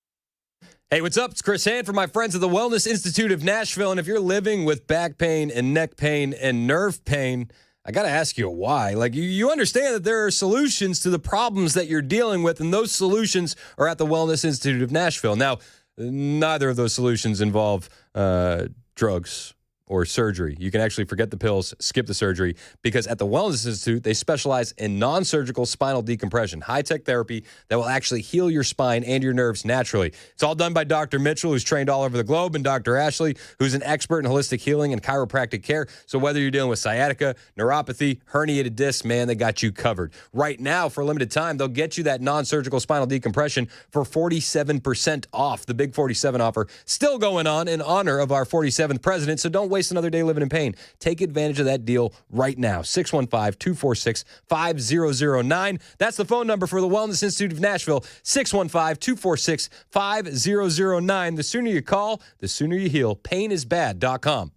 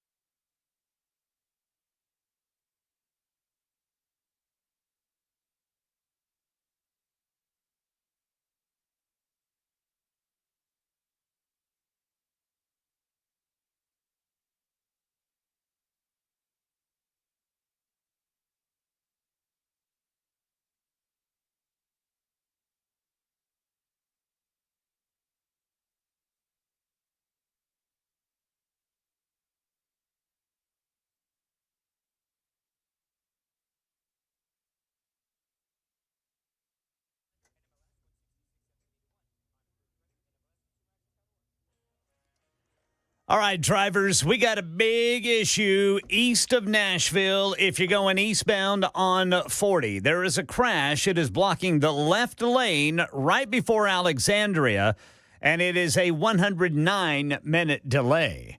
Evolved Technology has detected another weapon at another Nashville school. We'll tell you about it at 11 on Super Talk 99.7 WTN. Jeez, that's like 3 in 3 weeks, isn't it? 3 in 2 weeks. Oh, my gosh. That's insane. Yeah. That's insane. Yes, it is. Well, I'm glad that they're finding it. And it's before the working. fact. It's Yeah. apparently working. Yeah. Well, Ken's got more in the headlines. Shout out to Ken Weaver, best newsman in the business.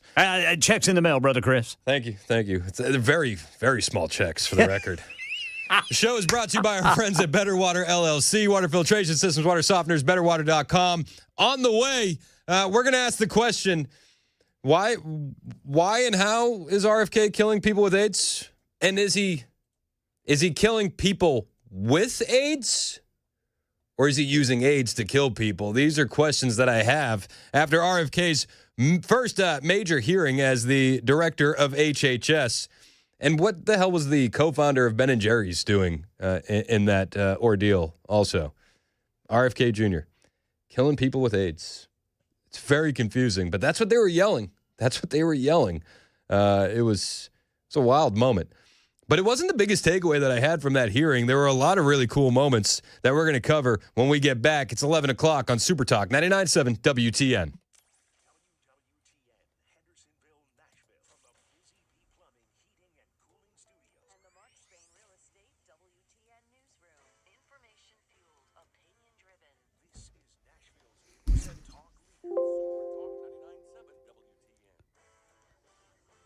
I'm Ken Weaver with your top stories. Again, drivers, we've got that big issue out east of Nashville. If you're going eastbound on 40, it is a 116-minute delay now because a crash is blocking the left lane of 40 right before Alexandria. Full forecast coming up in 5 minutes. Right now in Nashville, Evolved Technology getting the credit for the arrest of another kid with a gun at school. Metro Police says the technology hit on a 16-year-old Whites Creek High School junior's backpack, which officials say had a loaded handgun this morning. The pistol had an extended magazine, and the serial number was scratched off, according to police. The teenager being charged at juvenile court with bringing a weapon onto school property and unlawful gun possession. Executives at Walmart warning of price increases as a result of U.S. tariffs imposed in recent months. CEO Doug McMillon telling analysts on an earnings call price hikes could hit coffee, avocados, bananas, and roses. He says tariff-driven price increases hit some goods in April, and they'll continue through the year. A new report on Nashville's socioeconomic well-being. The Tennessean says the annual community needs evaluation by Metro Social Services claims a single person without kids needs to make at least $52,858 a year for a living wage in Nashville. The report notes that 326,000 workers employed here in the Nashville area, top 20 occupations, are earning a wage well under the area's living wage, but not low enough to qualify for poverty relief programs. And a new hospital going to be built in Clarksville. The Tennessean says Ascension St. Thomas plans to build a $148 million hospital and outpatient facility on land at the intersection of Highway 76 and Interstate 24. It'll offer 44 beds and emergency care, inpatient surgery, cardiology, and oncology. The hospital, pending state approval and a construction timeline, has not yet been released. And the Supreme Court hears oral argument this morning over whether President Trump's executive order on birthright citizenship can take effect, even as it's being challenged in federal court. Tennessee Congressman Andy Ogles asking for a federal investigation of Nashville city leaders for obstructing ICE operations. That announcement at a House committee hearing with Homeland Security Kristi Noem, who said Mayor Freddie O'Connell's actions are harmful to ICE agents. It absolutely makes them much more vulnerable to a situation to which their lives could be in jeopardy. O'Connell instructed Metro Police to report any interactions they have with federal authorities to him and issued an executive order to track ICE operations.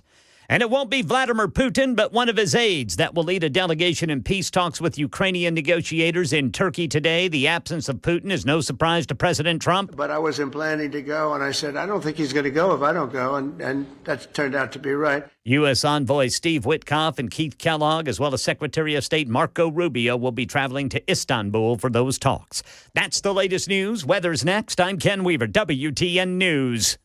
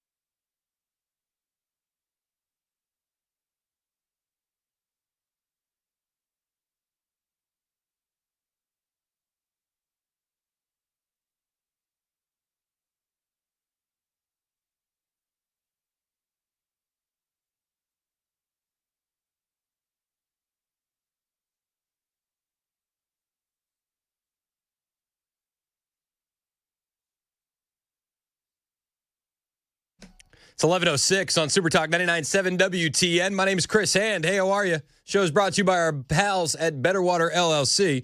Water filtration system, water softeners, betterwater.com. You can listen to us on the iHeartRadio app, the TuneIn app, the FM dial. You can watch us. Super Talk TV, Facebook, YouTube, Twitter, Twitch.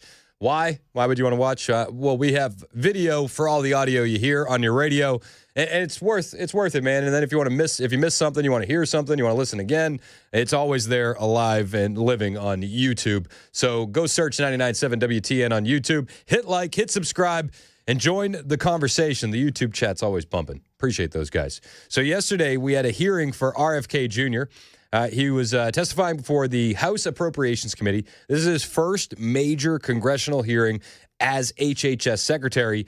And Robert Kennedy took the opportunity to lay out the plan for reforms that he's planning to do to reshape HHS. This is RFK Jr. yesterday. Let me be clear. We intend to make the Trump HHS not just the most effective, but also the most compassionate in U.S. history.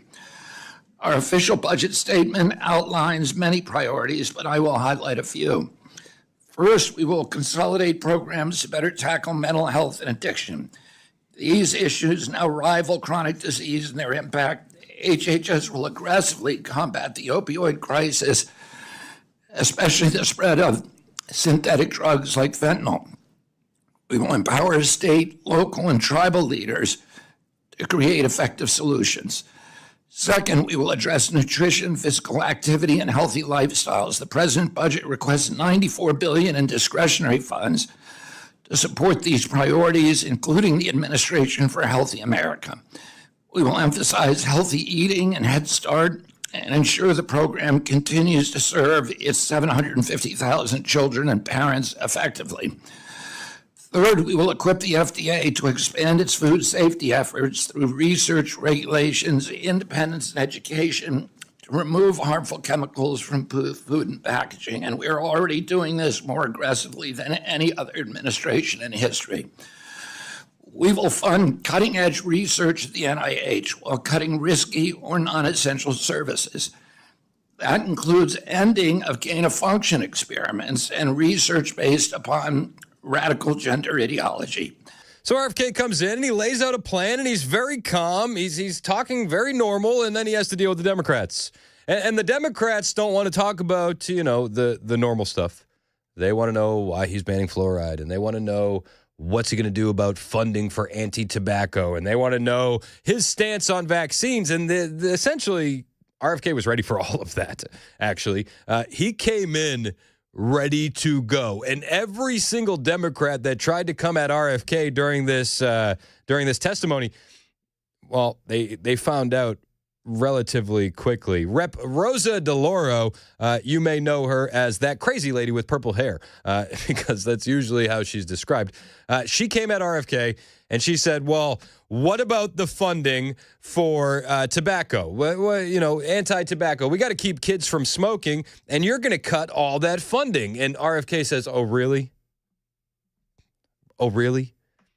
And he looks her dead in the eye. He says, watch me cook. Congress, again, power of the purse resides here, appropriated $246 million for CDC's tobacco prevention programs. Do you commit to following the law again, fully obligating those funds so that we can help adults who want to quit using tobacco and prevent teens from becoming addicted?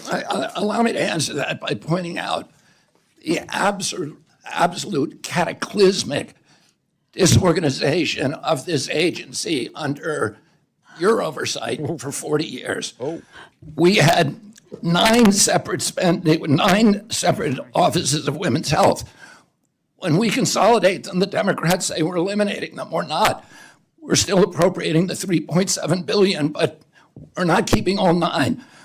We had 8 separate offices for minority health. We eliminated 1. We had 27 HIV offices. Okay, let me just, I'm going to interrupt. We had 59 behavioral health programs. I'm well over time. Let me just stop you there, because you're bringing too much truth, Secretary Kennedy, and we're not here to talk about the screw-ups of Congress. We're not here to highlight Rosa DeLauro's, the crazy lady with the purple hair, her shortcomings. That's not what we're here for, sir. We're here to point the finger at you. Also, if you're very concerned about kids smoking, can we have a realistic conversation about vaping? Because more and more studies are coming out that are actually highlighting the fact that vaping, believe it or not, leads to more damage than smoking tobacco. I would rather have a conversation about, could we clean up cigarettes?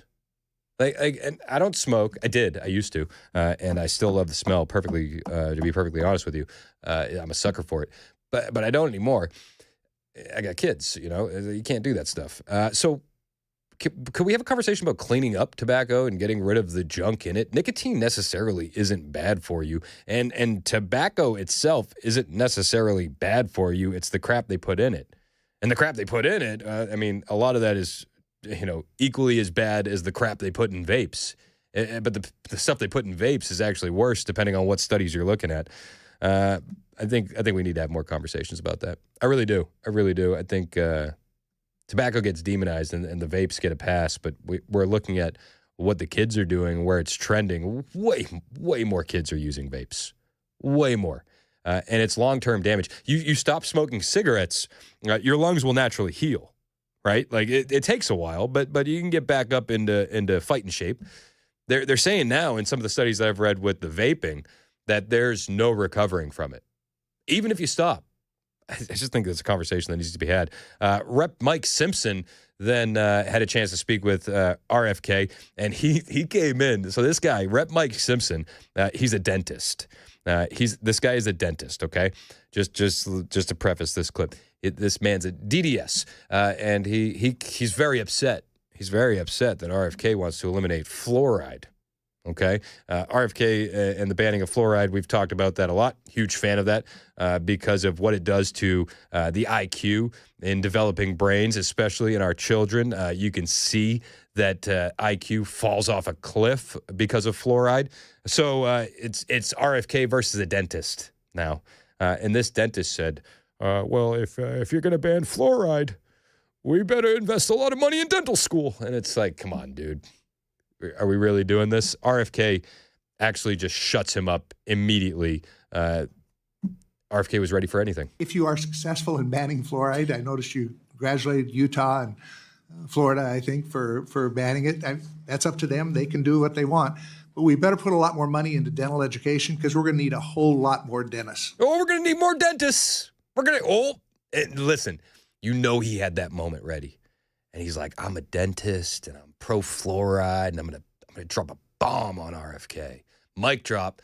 And then RFK says, all right, word. We're gonna do fluoride. Let's do fluoride.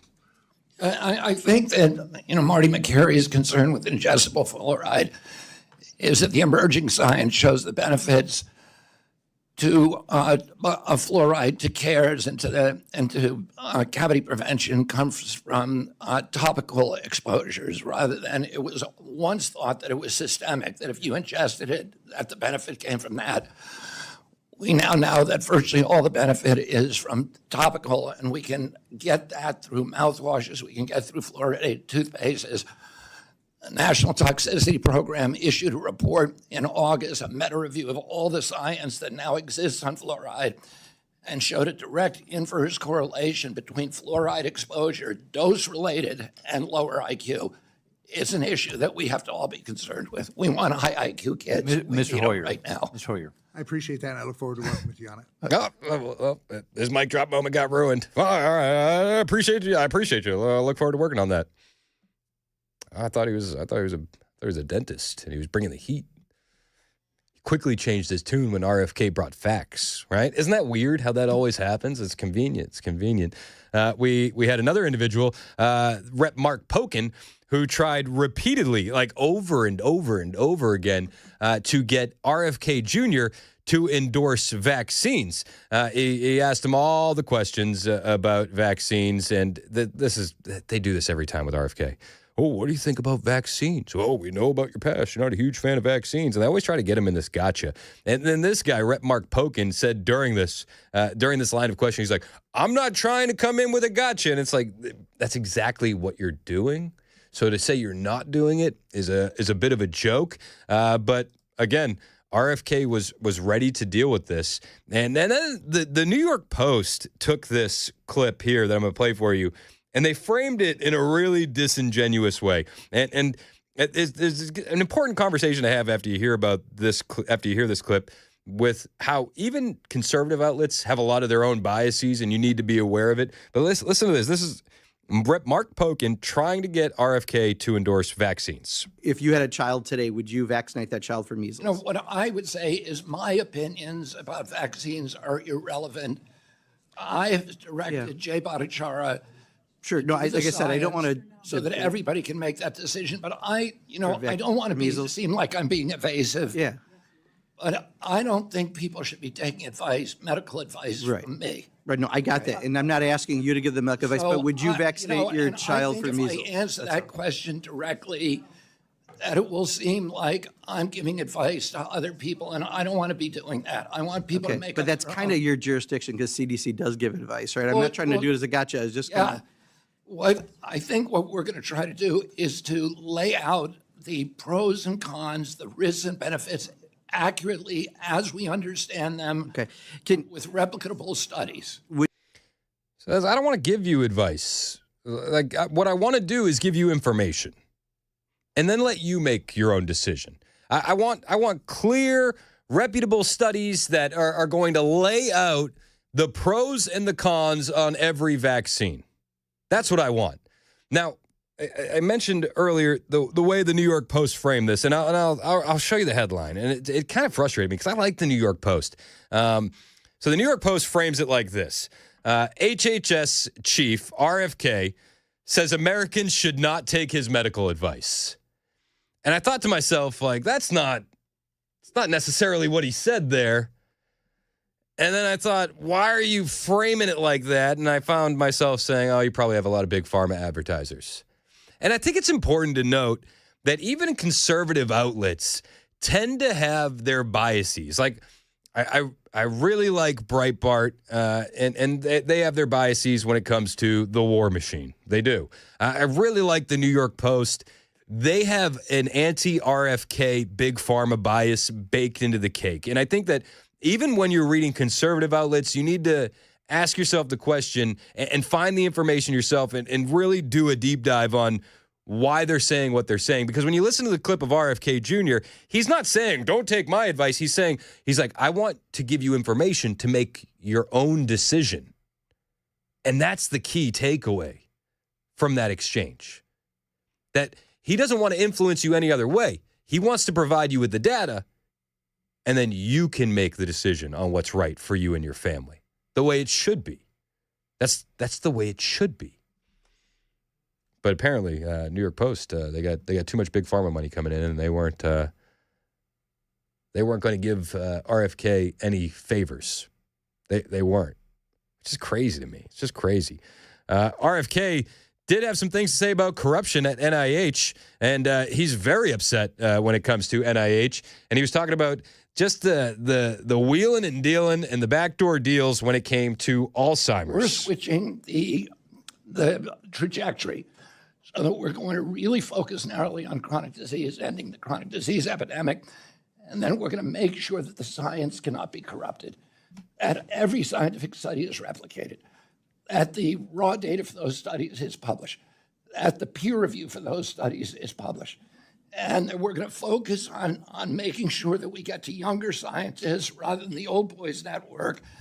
And I could talk to you about scientific corruption all day long, about horror stories that we know have happened within NIH. One of those, probably the worst, is the amyloid plaque scandal. For 20 years, because of utter corruption and fraud, we were directing Alzheimer's research to one hypothesis, and any other hypothesis was shut down. We should have the cure for Alzheimer's today. We don't have it purely because of corruption at NIH. Ms. Frankel. We are going to have it quickly. I love that last little bit. He's kind of getting talked over. He said, we are going to have it, and we're going to have it quickly. But the corruption at NIH has been exposed, and you can thank COVID for that. COVID was tough and a bit of a pain in the arse, if you will. But one thing that we can be grateful about COVID is the light that it shined on so much for so many. And the corruption in a lot of these institutions, many Americans had no idea. No idea. Trust the science. Trust the science. The CDC will tell you, the NIH, they're good people. They're doing good work. But what we find out is they aren't, and they weren't. They actually were cutting deals behind back doors with pharma companies. They had a rotating door of executives between pharma companies and these institutions. And it's been going on for a long time. That's changing rapidly under RFK's leadership. And he said a lot about the NIH, including how they funded gain-of-function research, which led to that pandemic. And again, this kind of stuff, we've heard other individuals say stuff like this, but never the head of HHS. We've also proposed a methodology for regulating and for determining what is dangerous gain-of-function and what is legitimate scientific investigation, and how to bring the public into that debate, which I think, as you point out, is absolutely critical. That is where we messed up last time. And as you know, we have some of the Democrats here who are, talking about the great science from NIH, but now we have a major agency, intelligence agency, the CIA, the FBI, the DOE, and the State Department have all agreed that NIH research almost certainly led to the pandemic, the COVID pandemic. So that's not the kind of the result that we should be allowing or enabling. And we're going to end that now. Hey, and for that, we say thank you. It's 11:22 on Super Talk 99.7 WTN. When we get back, RFK kills people with AIDS. Is he using AIDS to kill them, or is he killing people with the AIDS already? It's a question we have to ask, and a question that deserves answers. We'll cover it next on Super Talk 99.7 WTN.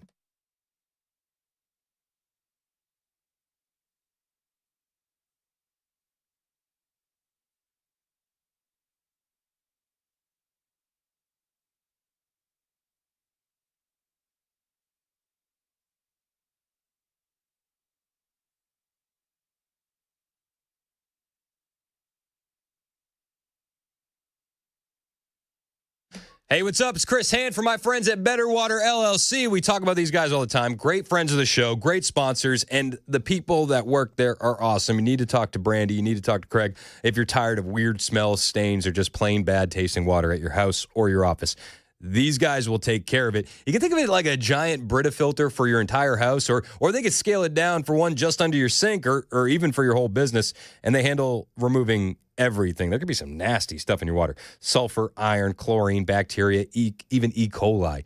Now, if you have it, they can clean it up. If you don't know you have it, well, they'll test your water for free. You just hit up betterwater.com, give them a call, and they'll come to your home and test your water for free. If you have that nasty stuff in your water, reverse osmosis, specialized filters, UV lights, these could all be options for you. And this is a local company based out of Smyrna. Stop drinking the junk out of your tap. Give Better Water a call today. 615-355-6063. That's 615-355-6063. Or hit up betterwater.com and make sure you tell them Chris Hand sent you.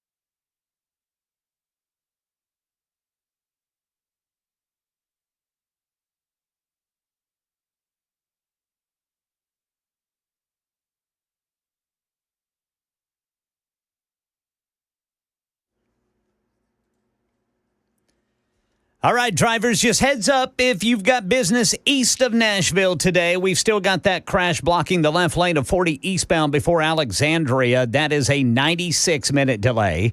We've got a crash west of downtown, the left lane block, 40 westbound before McCrory Lane. And another gun detected in a Nashville school. These stories and more coming up at 11:30 on Super Talk 99.7 WTN. That's Ken Weaver in the newsroom. My name is Chris Hand. Show's brought to you by Better Water LLC. So RFK kills people with AIDS, and I'm very confused. I still think it's a projectile. I haven't heard any explanations on this. I'll be perfectly honest with you. I've looked. So during this congressional hearing, the House Appropriations Committee, that's the first time as HHS director, RFK is testifying. Protesters interrupted the event. Now, if you're watching on Super Talk TV, there's one thing that I do want to not skip over, and it's the quickness that RFK jumped up and turned around when the protesters exploded behind him. It told me that this guy is honestly a little bit nervous, and I think he should be. The power structures that RFK and this new HHS are challenging are pissed. Let's be perfectly honest. but the protesters interrupted, and you'll see the reaction from RFK. And again, this is a guy who thinks people have it out for him, probably because people have it out for him. But these protesters interrupt, and they say, RFK kills people with AIDS. The budget I'm presenting today supports these goals and reflects.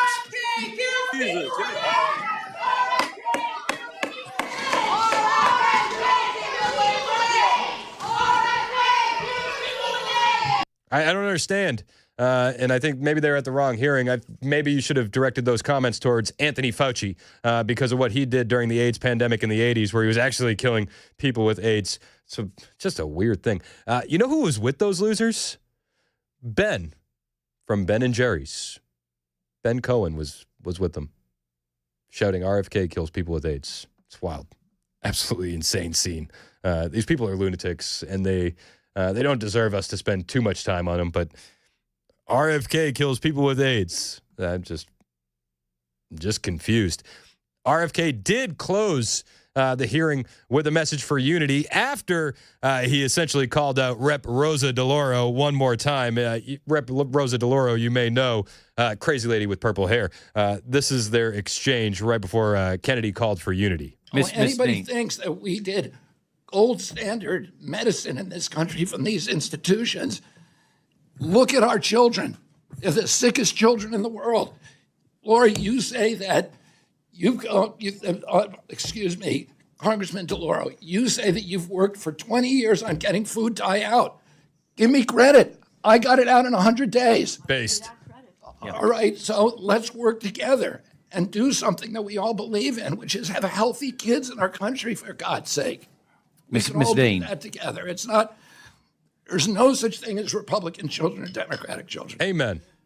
There's just kids, and we should all be concerned with them.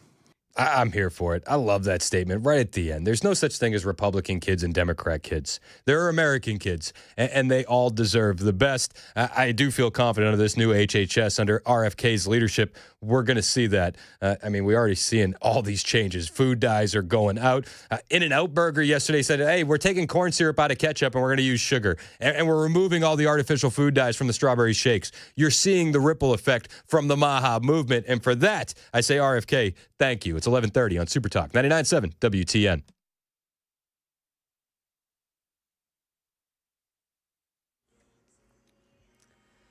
$11:30 on the dot. I'm Ken Weaver with your top stories. Got the full forecast in 5 minutes. And another gun at a school in Nashville. Metro Police say the Evolve weapons detection system hit on a 16-year-old Whites Creek High School junior's backpack this morning. Officials say the backpack had a loaded semi-automatic pistol with the serial number scratched off. The teen is charged in juvenile court with bringing a weapon on the school property and unlawful gun possession. Price hikes coming, says the nation's largest retailer. Here's Sherry Preston. On its Thursday earnings call, Walmart officials said prices could go up on imported things like bananas, avocados, coffee, and roses because of the tariffs. However, they also said they'll try to adjust pricing on other things so that food and grocery items will be the least affected. That, however, could mean costs for things like back-to-school clothes, backpacks, and supplies, which are usually sold in the summer, could be higher this year. Here in Nashville, an annual report on economic well-being says a living wage in Nashville for someone without any kids is $52,858 per year. The annual community needs evaluation by Metro Social Services also claims at least 326,000 workers in the area's top 20 occupations don't make near that amount, but make too much to qualify for anti-poverty benefits. And during a gaggle with reporters on Air Force One while traveling from Doha to Abu Dhabi, President Trump was asked if he was disappointed by the turnout of the Russia delegation in Turkey, where leaders are meeting, trying to reach a peace agreement in the Russian-Ukraine war. Nothing's going to happen until Putin and I get together, okay? And obviously he wasn't going to go. He was going to go, but he thought I was going to go. He wasn't going if I wasn't there. And back in Washington, Republicans are at odds over key components of the bill encompassing President Trump's agenda. Hardliners want changes. House Freedom Caucus Chairman Andy Harris called the Medicaid plan a joke, saying the common sense work requirement for able-bodied adults doesn't start for 4 years. Republicans voted 30-24 to advance the bill to the House Budget Committee, which will tie together the 11 bills under reconciliation on Friday. That's the latest news. Weather's next. I'm Ken Weaver, WTN News.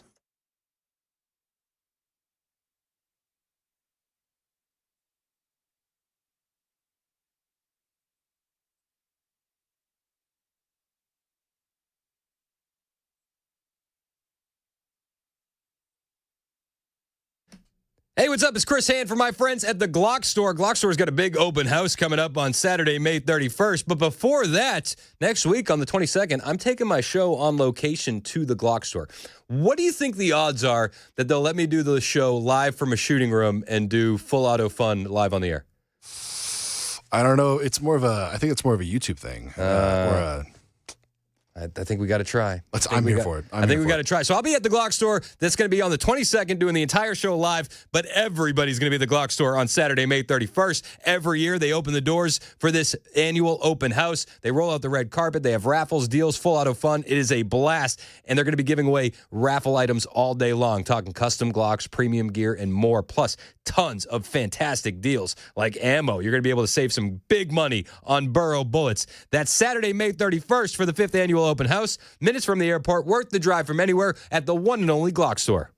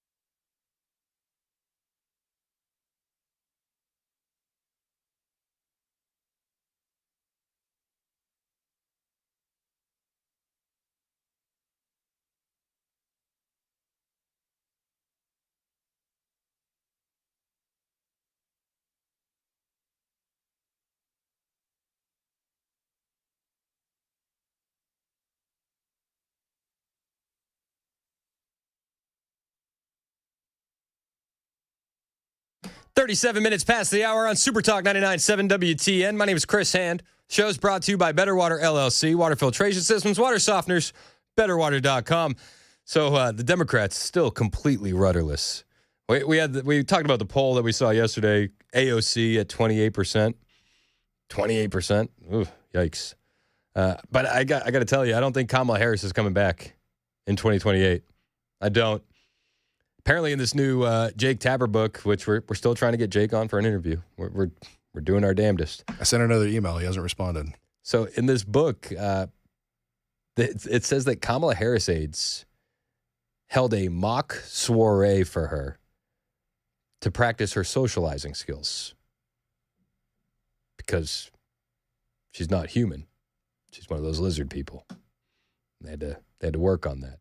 Like Zuckerberg. Exactly like Zuckerberg. No. Really, what they actually wanted to work on was her drinking. I kid you not. Those are people think, yeah, it's a joke. But the drinking, that's what they wanted to work on. And they said that they did a mock soiree ahead of an intimate D.C. dinner party in spring of 2022. And in this book, Original Sin, Harris advisors made it an actual dry run, this mock soiree, deciding not to serve wine to see if the Veep could practice with a glass or two. Let's see if Kamala can handle only having 2 glasses of wine. Well, if you've seen her in public lately, she can't. She cannot. And I'm not even knocking it. Like, alcoholism sucks, dude. I don't drink because I have a problem staying at 1 or 2. So I'm not speaking from an ivory tower. But I think that this problem of Kamala Harris's is it's going to keep her from running again. The Democrat Party understands how unpopular she is. The staff hates working with her. And I think that they're going to keep her as far away from 2028 as humanly possible. Another little update on the Democrats and their current tailspin. Remember Rep. Sri Thanadar, who the guy that was going to impeach Donald Trump, the Indian-born congressional rep out of Michigan? Well, the impeachment effort has officially stalled, as one would imagine, and they're saying that Democrats were privately fuming because of his efforts to push impeachment in the middle of a reconciliation battle. Well, Rep. Sri Thanadar took to a podium yesterday to talk about the failed impeachment attempt, and he was not happy that this impeachment attempt failed. Let's listen to Rep. Sri Thanadar. People see this president has conducted impeachable misconduct. This president and his actions have been unconstitutional. This president has broken the law. He has abused the power of his office multiple times. Just as we speak here today. Yeah, that's Rep. Sri Thanadar out of Michigan. I don't know if anybody in Michigan even knew who he was, or they just voted blue no matter who. Because Charlie LaDuff, I don't know if you know Charlie LaDuff. Maybe it's just a me thing because I lived in Detroit for a while. Charlie LaDuff is like, I don't know, maybe like a bizarro version of Phil Williams, I think would be the best way to describe him, because he's an investigative journalist in Michigan, and he does Phil Williams type stuff, but he goes after the left, where Phil always goes after the right and, turns his blinders on for the left. But Charlie LaDuff always goes after the left. Charlie LaDuff caught up with this guy, and he couldn't name the towns in the district in Michigan he represents. And I was just like, wait. What? He couldn't name, just let me just repeat it. He couldn't name the towns in the district he represents. Charlie LaDuff, a great investigative journalist out of Detroit, he caught up with him. This is what it sounded like. I don't know. What are the 5 Grosse Points cities? Well, look, I'm not here to answer a quiz. I'm here to say that I'm going to fight for the people of Detroit. I'm going to fight for my constituents. And Grosse Pointe and all of the Grosse Points and all of Taylor and every every part of the 13th district. Okay, I'm just do this real quick. Grosse Pointe Park, Grosse Pointe Woods, Grosse Pointe Farms, and Grosse Pointe Shores. Okay. Right. On your campaign filings it says occupation. Yours says United States government. Aren't you employed by the people on the United States? Yeah, I am. Okay, you fix that one. Okay, and finally, you're getting nailed with this one. The beagles. You abandoned the beagles, left them to die in their cages at your pharmaceutical testing. See, look, yeah, he did. He abandoned a bunch of beagles that they were doing pharmaceutical testing on. This guy's not a good guy. He doesn't even know the town and the towns in the district he represents. He's a mess. But Rep. Sri Thanadar acknowledges that his impeachment attempt failed, and he also acknowledged that even the Democrats think he's an absolute lunatic. Blatant violation of his constitutional duties. There is no doubt about it, and not a single member of Democratic Party. You can ask even some Democrats have called me lunatic, just like the president has called me lunatic. Yeah, well, if the shoe fits. How did they vote for this guy? He doesn't know the towns in the district he represents. It's just a vote blue no matter who. When I lived in Detroit, and we had this day where my wife's uncle and her family lived in Detroit, and this is like right as I'm being radicalized, to be perfect, just to put it bluntly, the Flint water crisis is happening. We're there in Michigan. We're like 20 minutes away. We had a friend in Flint that lived there, and they brought triplets home. This is when the local government was still telling them that everything was okay. He had to bring triplets home, and he's showering in that water, and he's losing his eyebrows and his hair because of the toxicity in the water. So like I'm slowly being radicalized there in Michigan to like the extreme elements of the right. And I remember like it was yesterday. We had my wife's family over, and they're just full on Detroiters. And I said to them, how come you guys don't try voting for Republicans? I mean, you've voted blue no matter who for how many years, and nothing has improved. Like what would change by voting for a Republican? Like at worst case scenario, nothing improves, which is what you're going to get with a Democrat anyway. Why wouldn't you just vote for the Republican just to see if something else happens? And the looks I got was like I was insane. They looked at me like I was a lunatic. And this is what the vote blue no matter who crowd gets you. They get you an actual lunatic congressional rep that doesn't even know the towns in their district. And it's crazy to me. The Democrats are so lost right now. You either got to run to the middle like Gavin Newsom is trying to do, or you got to run as far left as you can like an AOC. And it seems to be that there's no in between right now in the Democrat Party. And if you decide to say sane things like John Fetterman does or Gavin Newsom is trying to do, then the left tries to just devour you. It's insane. Trump was talking about the Democrats the other day. He was doing an interview with Sean Hannity on Air Force One, and Trump was like, it would be harder to beat the Democrats if they said normal things. Well, not all of them. I think you have a lot of them that they don't know where they are right now. I think they don't know what to do, like men playing in women's sports. I saw a guy that I know, good guy, Democrat.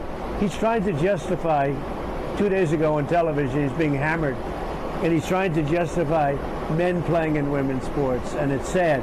I wanted to call him and say, you better get off that subject. That's not an 80-20, that's about a 97-3. Love it. Okay? If they talk about, the famous, they always say it's 80-20. What's not, a lot of these things are not 80-20, like transgender for everybody. Let's have transgender for everybody, your kids, everybody. That's not an 80-20. They always say that's 80-20. That's 99-1, I would say. So, look, in one way, I don't like talking about it because I don't want to talk them out of it.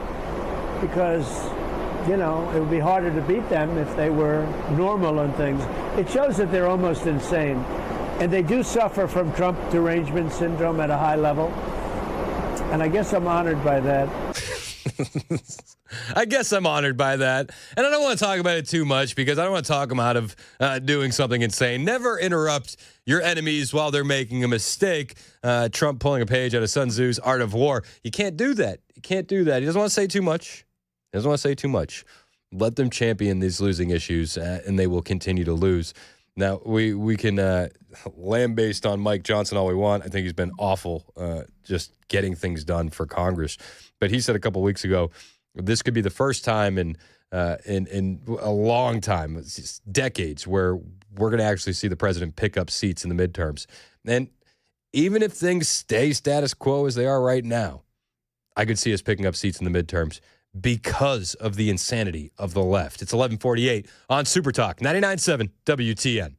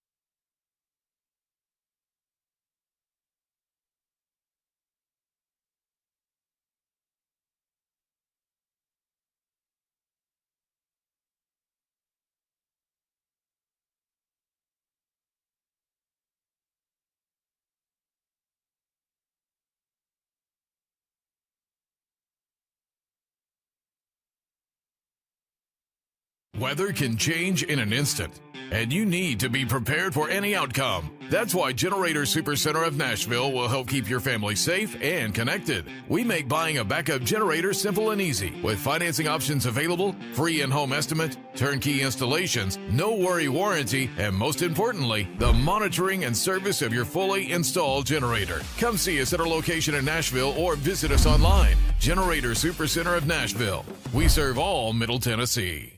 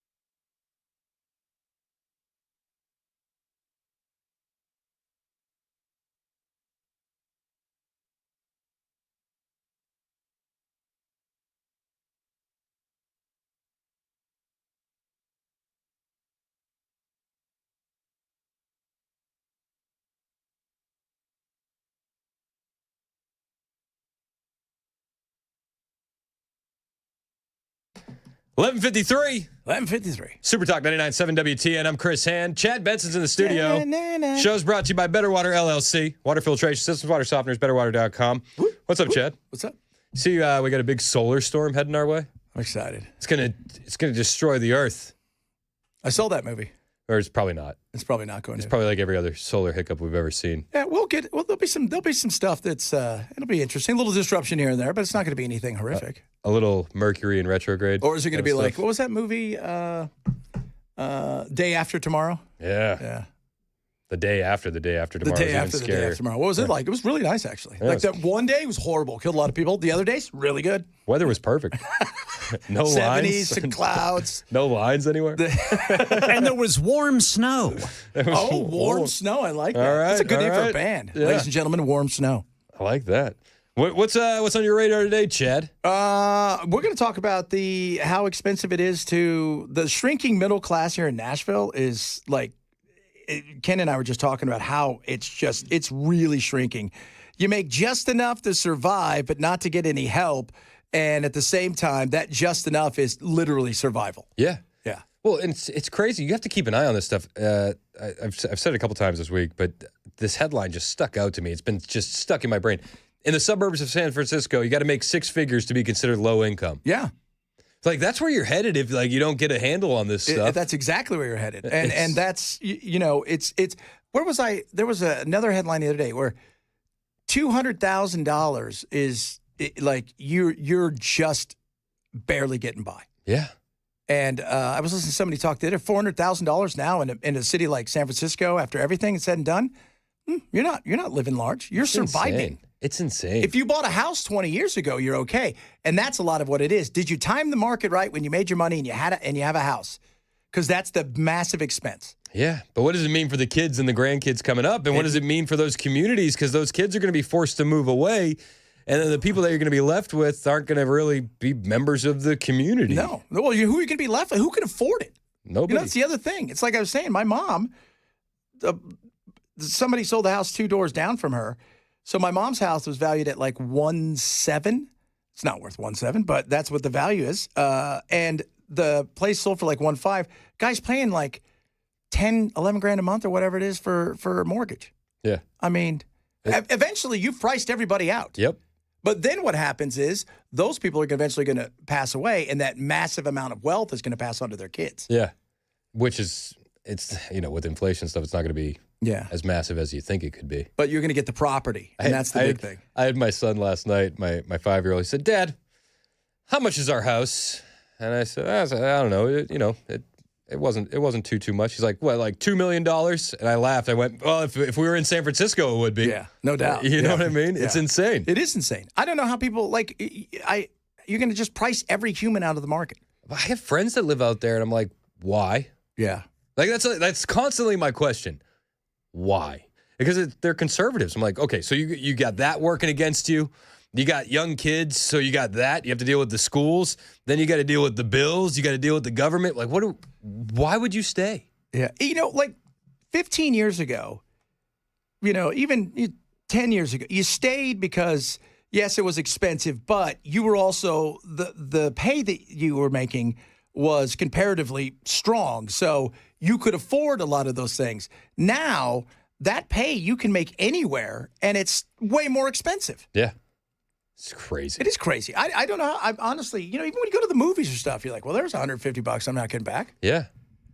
And then if you see one of these woke movies, you're like really upset about it. Yeah, I don't see any woke movies. Nobody does, actually. No, that's why I don't see it. It's like if it's not a John Wick kind of movie, I'm probably not seeing it. So Hollywood had to spin off. They did the ballerina spin-off of John Wick, and it failed so bad that Hollywood is deciding to open it in Russia. So Russia's not the big boogeyman anymore because they got to make some money. So he's in it, too. He's in it quite a lot. I didn't know he was going to be in it. Yeah, Bobby Yaga. Yeah, he's hunting her down. Oh. So that's the whole I've never watched any John Wick movie. The ballerina is she's in a couple of them, like who the lady is that, basically she's a real Russian ballerina teacher and stuff, but she takes a few of them and turns them into assassins. Ooh. Yeah. So why did they just call it Ballerina Assassins? I feel like that would sell better.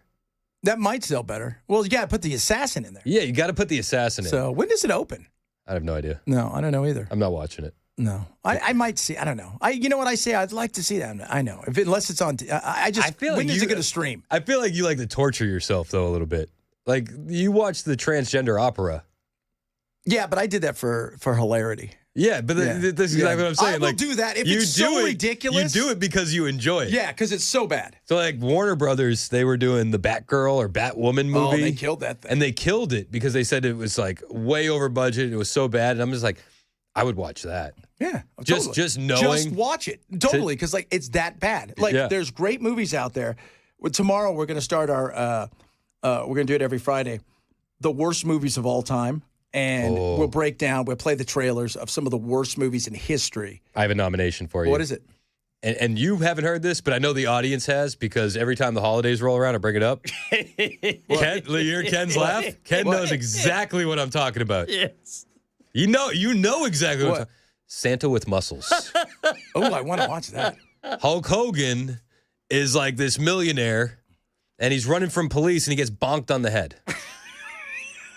And then an elf finds him and realizes he's this millionaire, and the elf says, "You're Santa." So it's a mall elf. So then Hulk Hogan buys in, and so he's Santa now. So then he saves an orphanage. As you do. From an evil scientist underneath the orphanage in the caves where the exploding crystals are. Yeah. Did that come out in theaters? Yeah. Okay, it's got to come out in theaters. It is the greatest terrible Christmas movie of all time. That is so cool. And I didn't think I'd have an opportunity to bring it up in May, but here we are. We're going to be doing that one this year for sure. You need to watch tomorrow's it. a special one. All right. Well, I'm looking forward to that. Chad's on the way. It's 12 o'clock on Super Talk 99.7 WTN.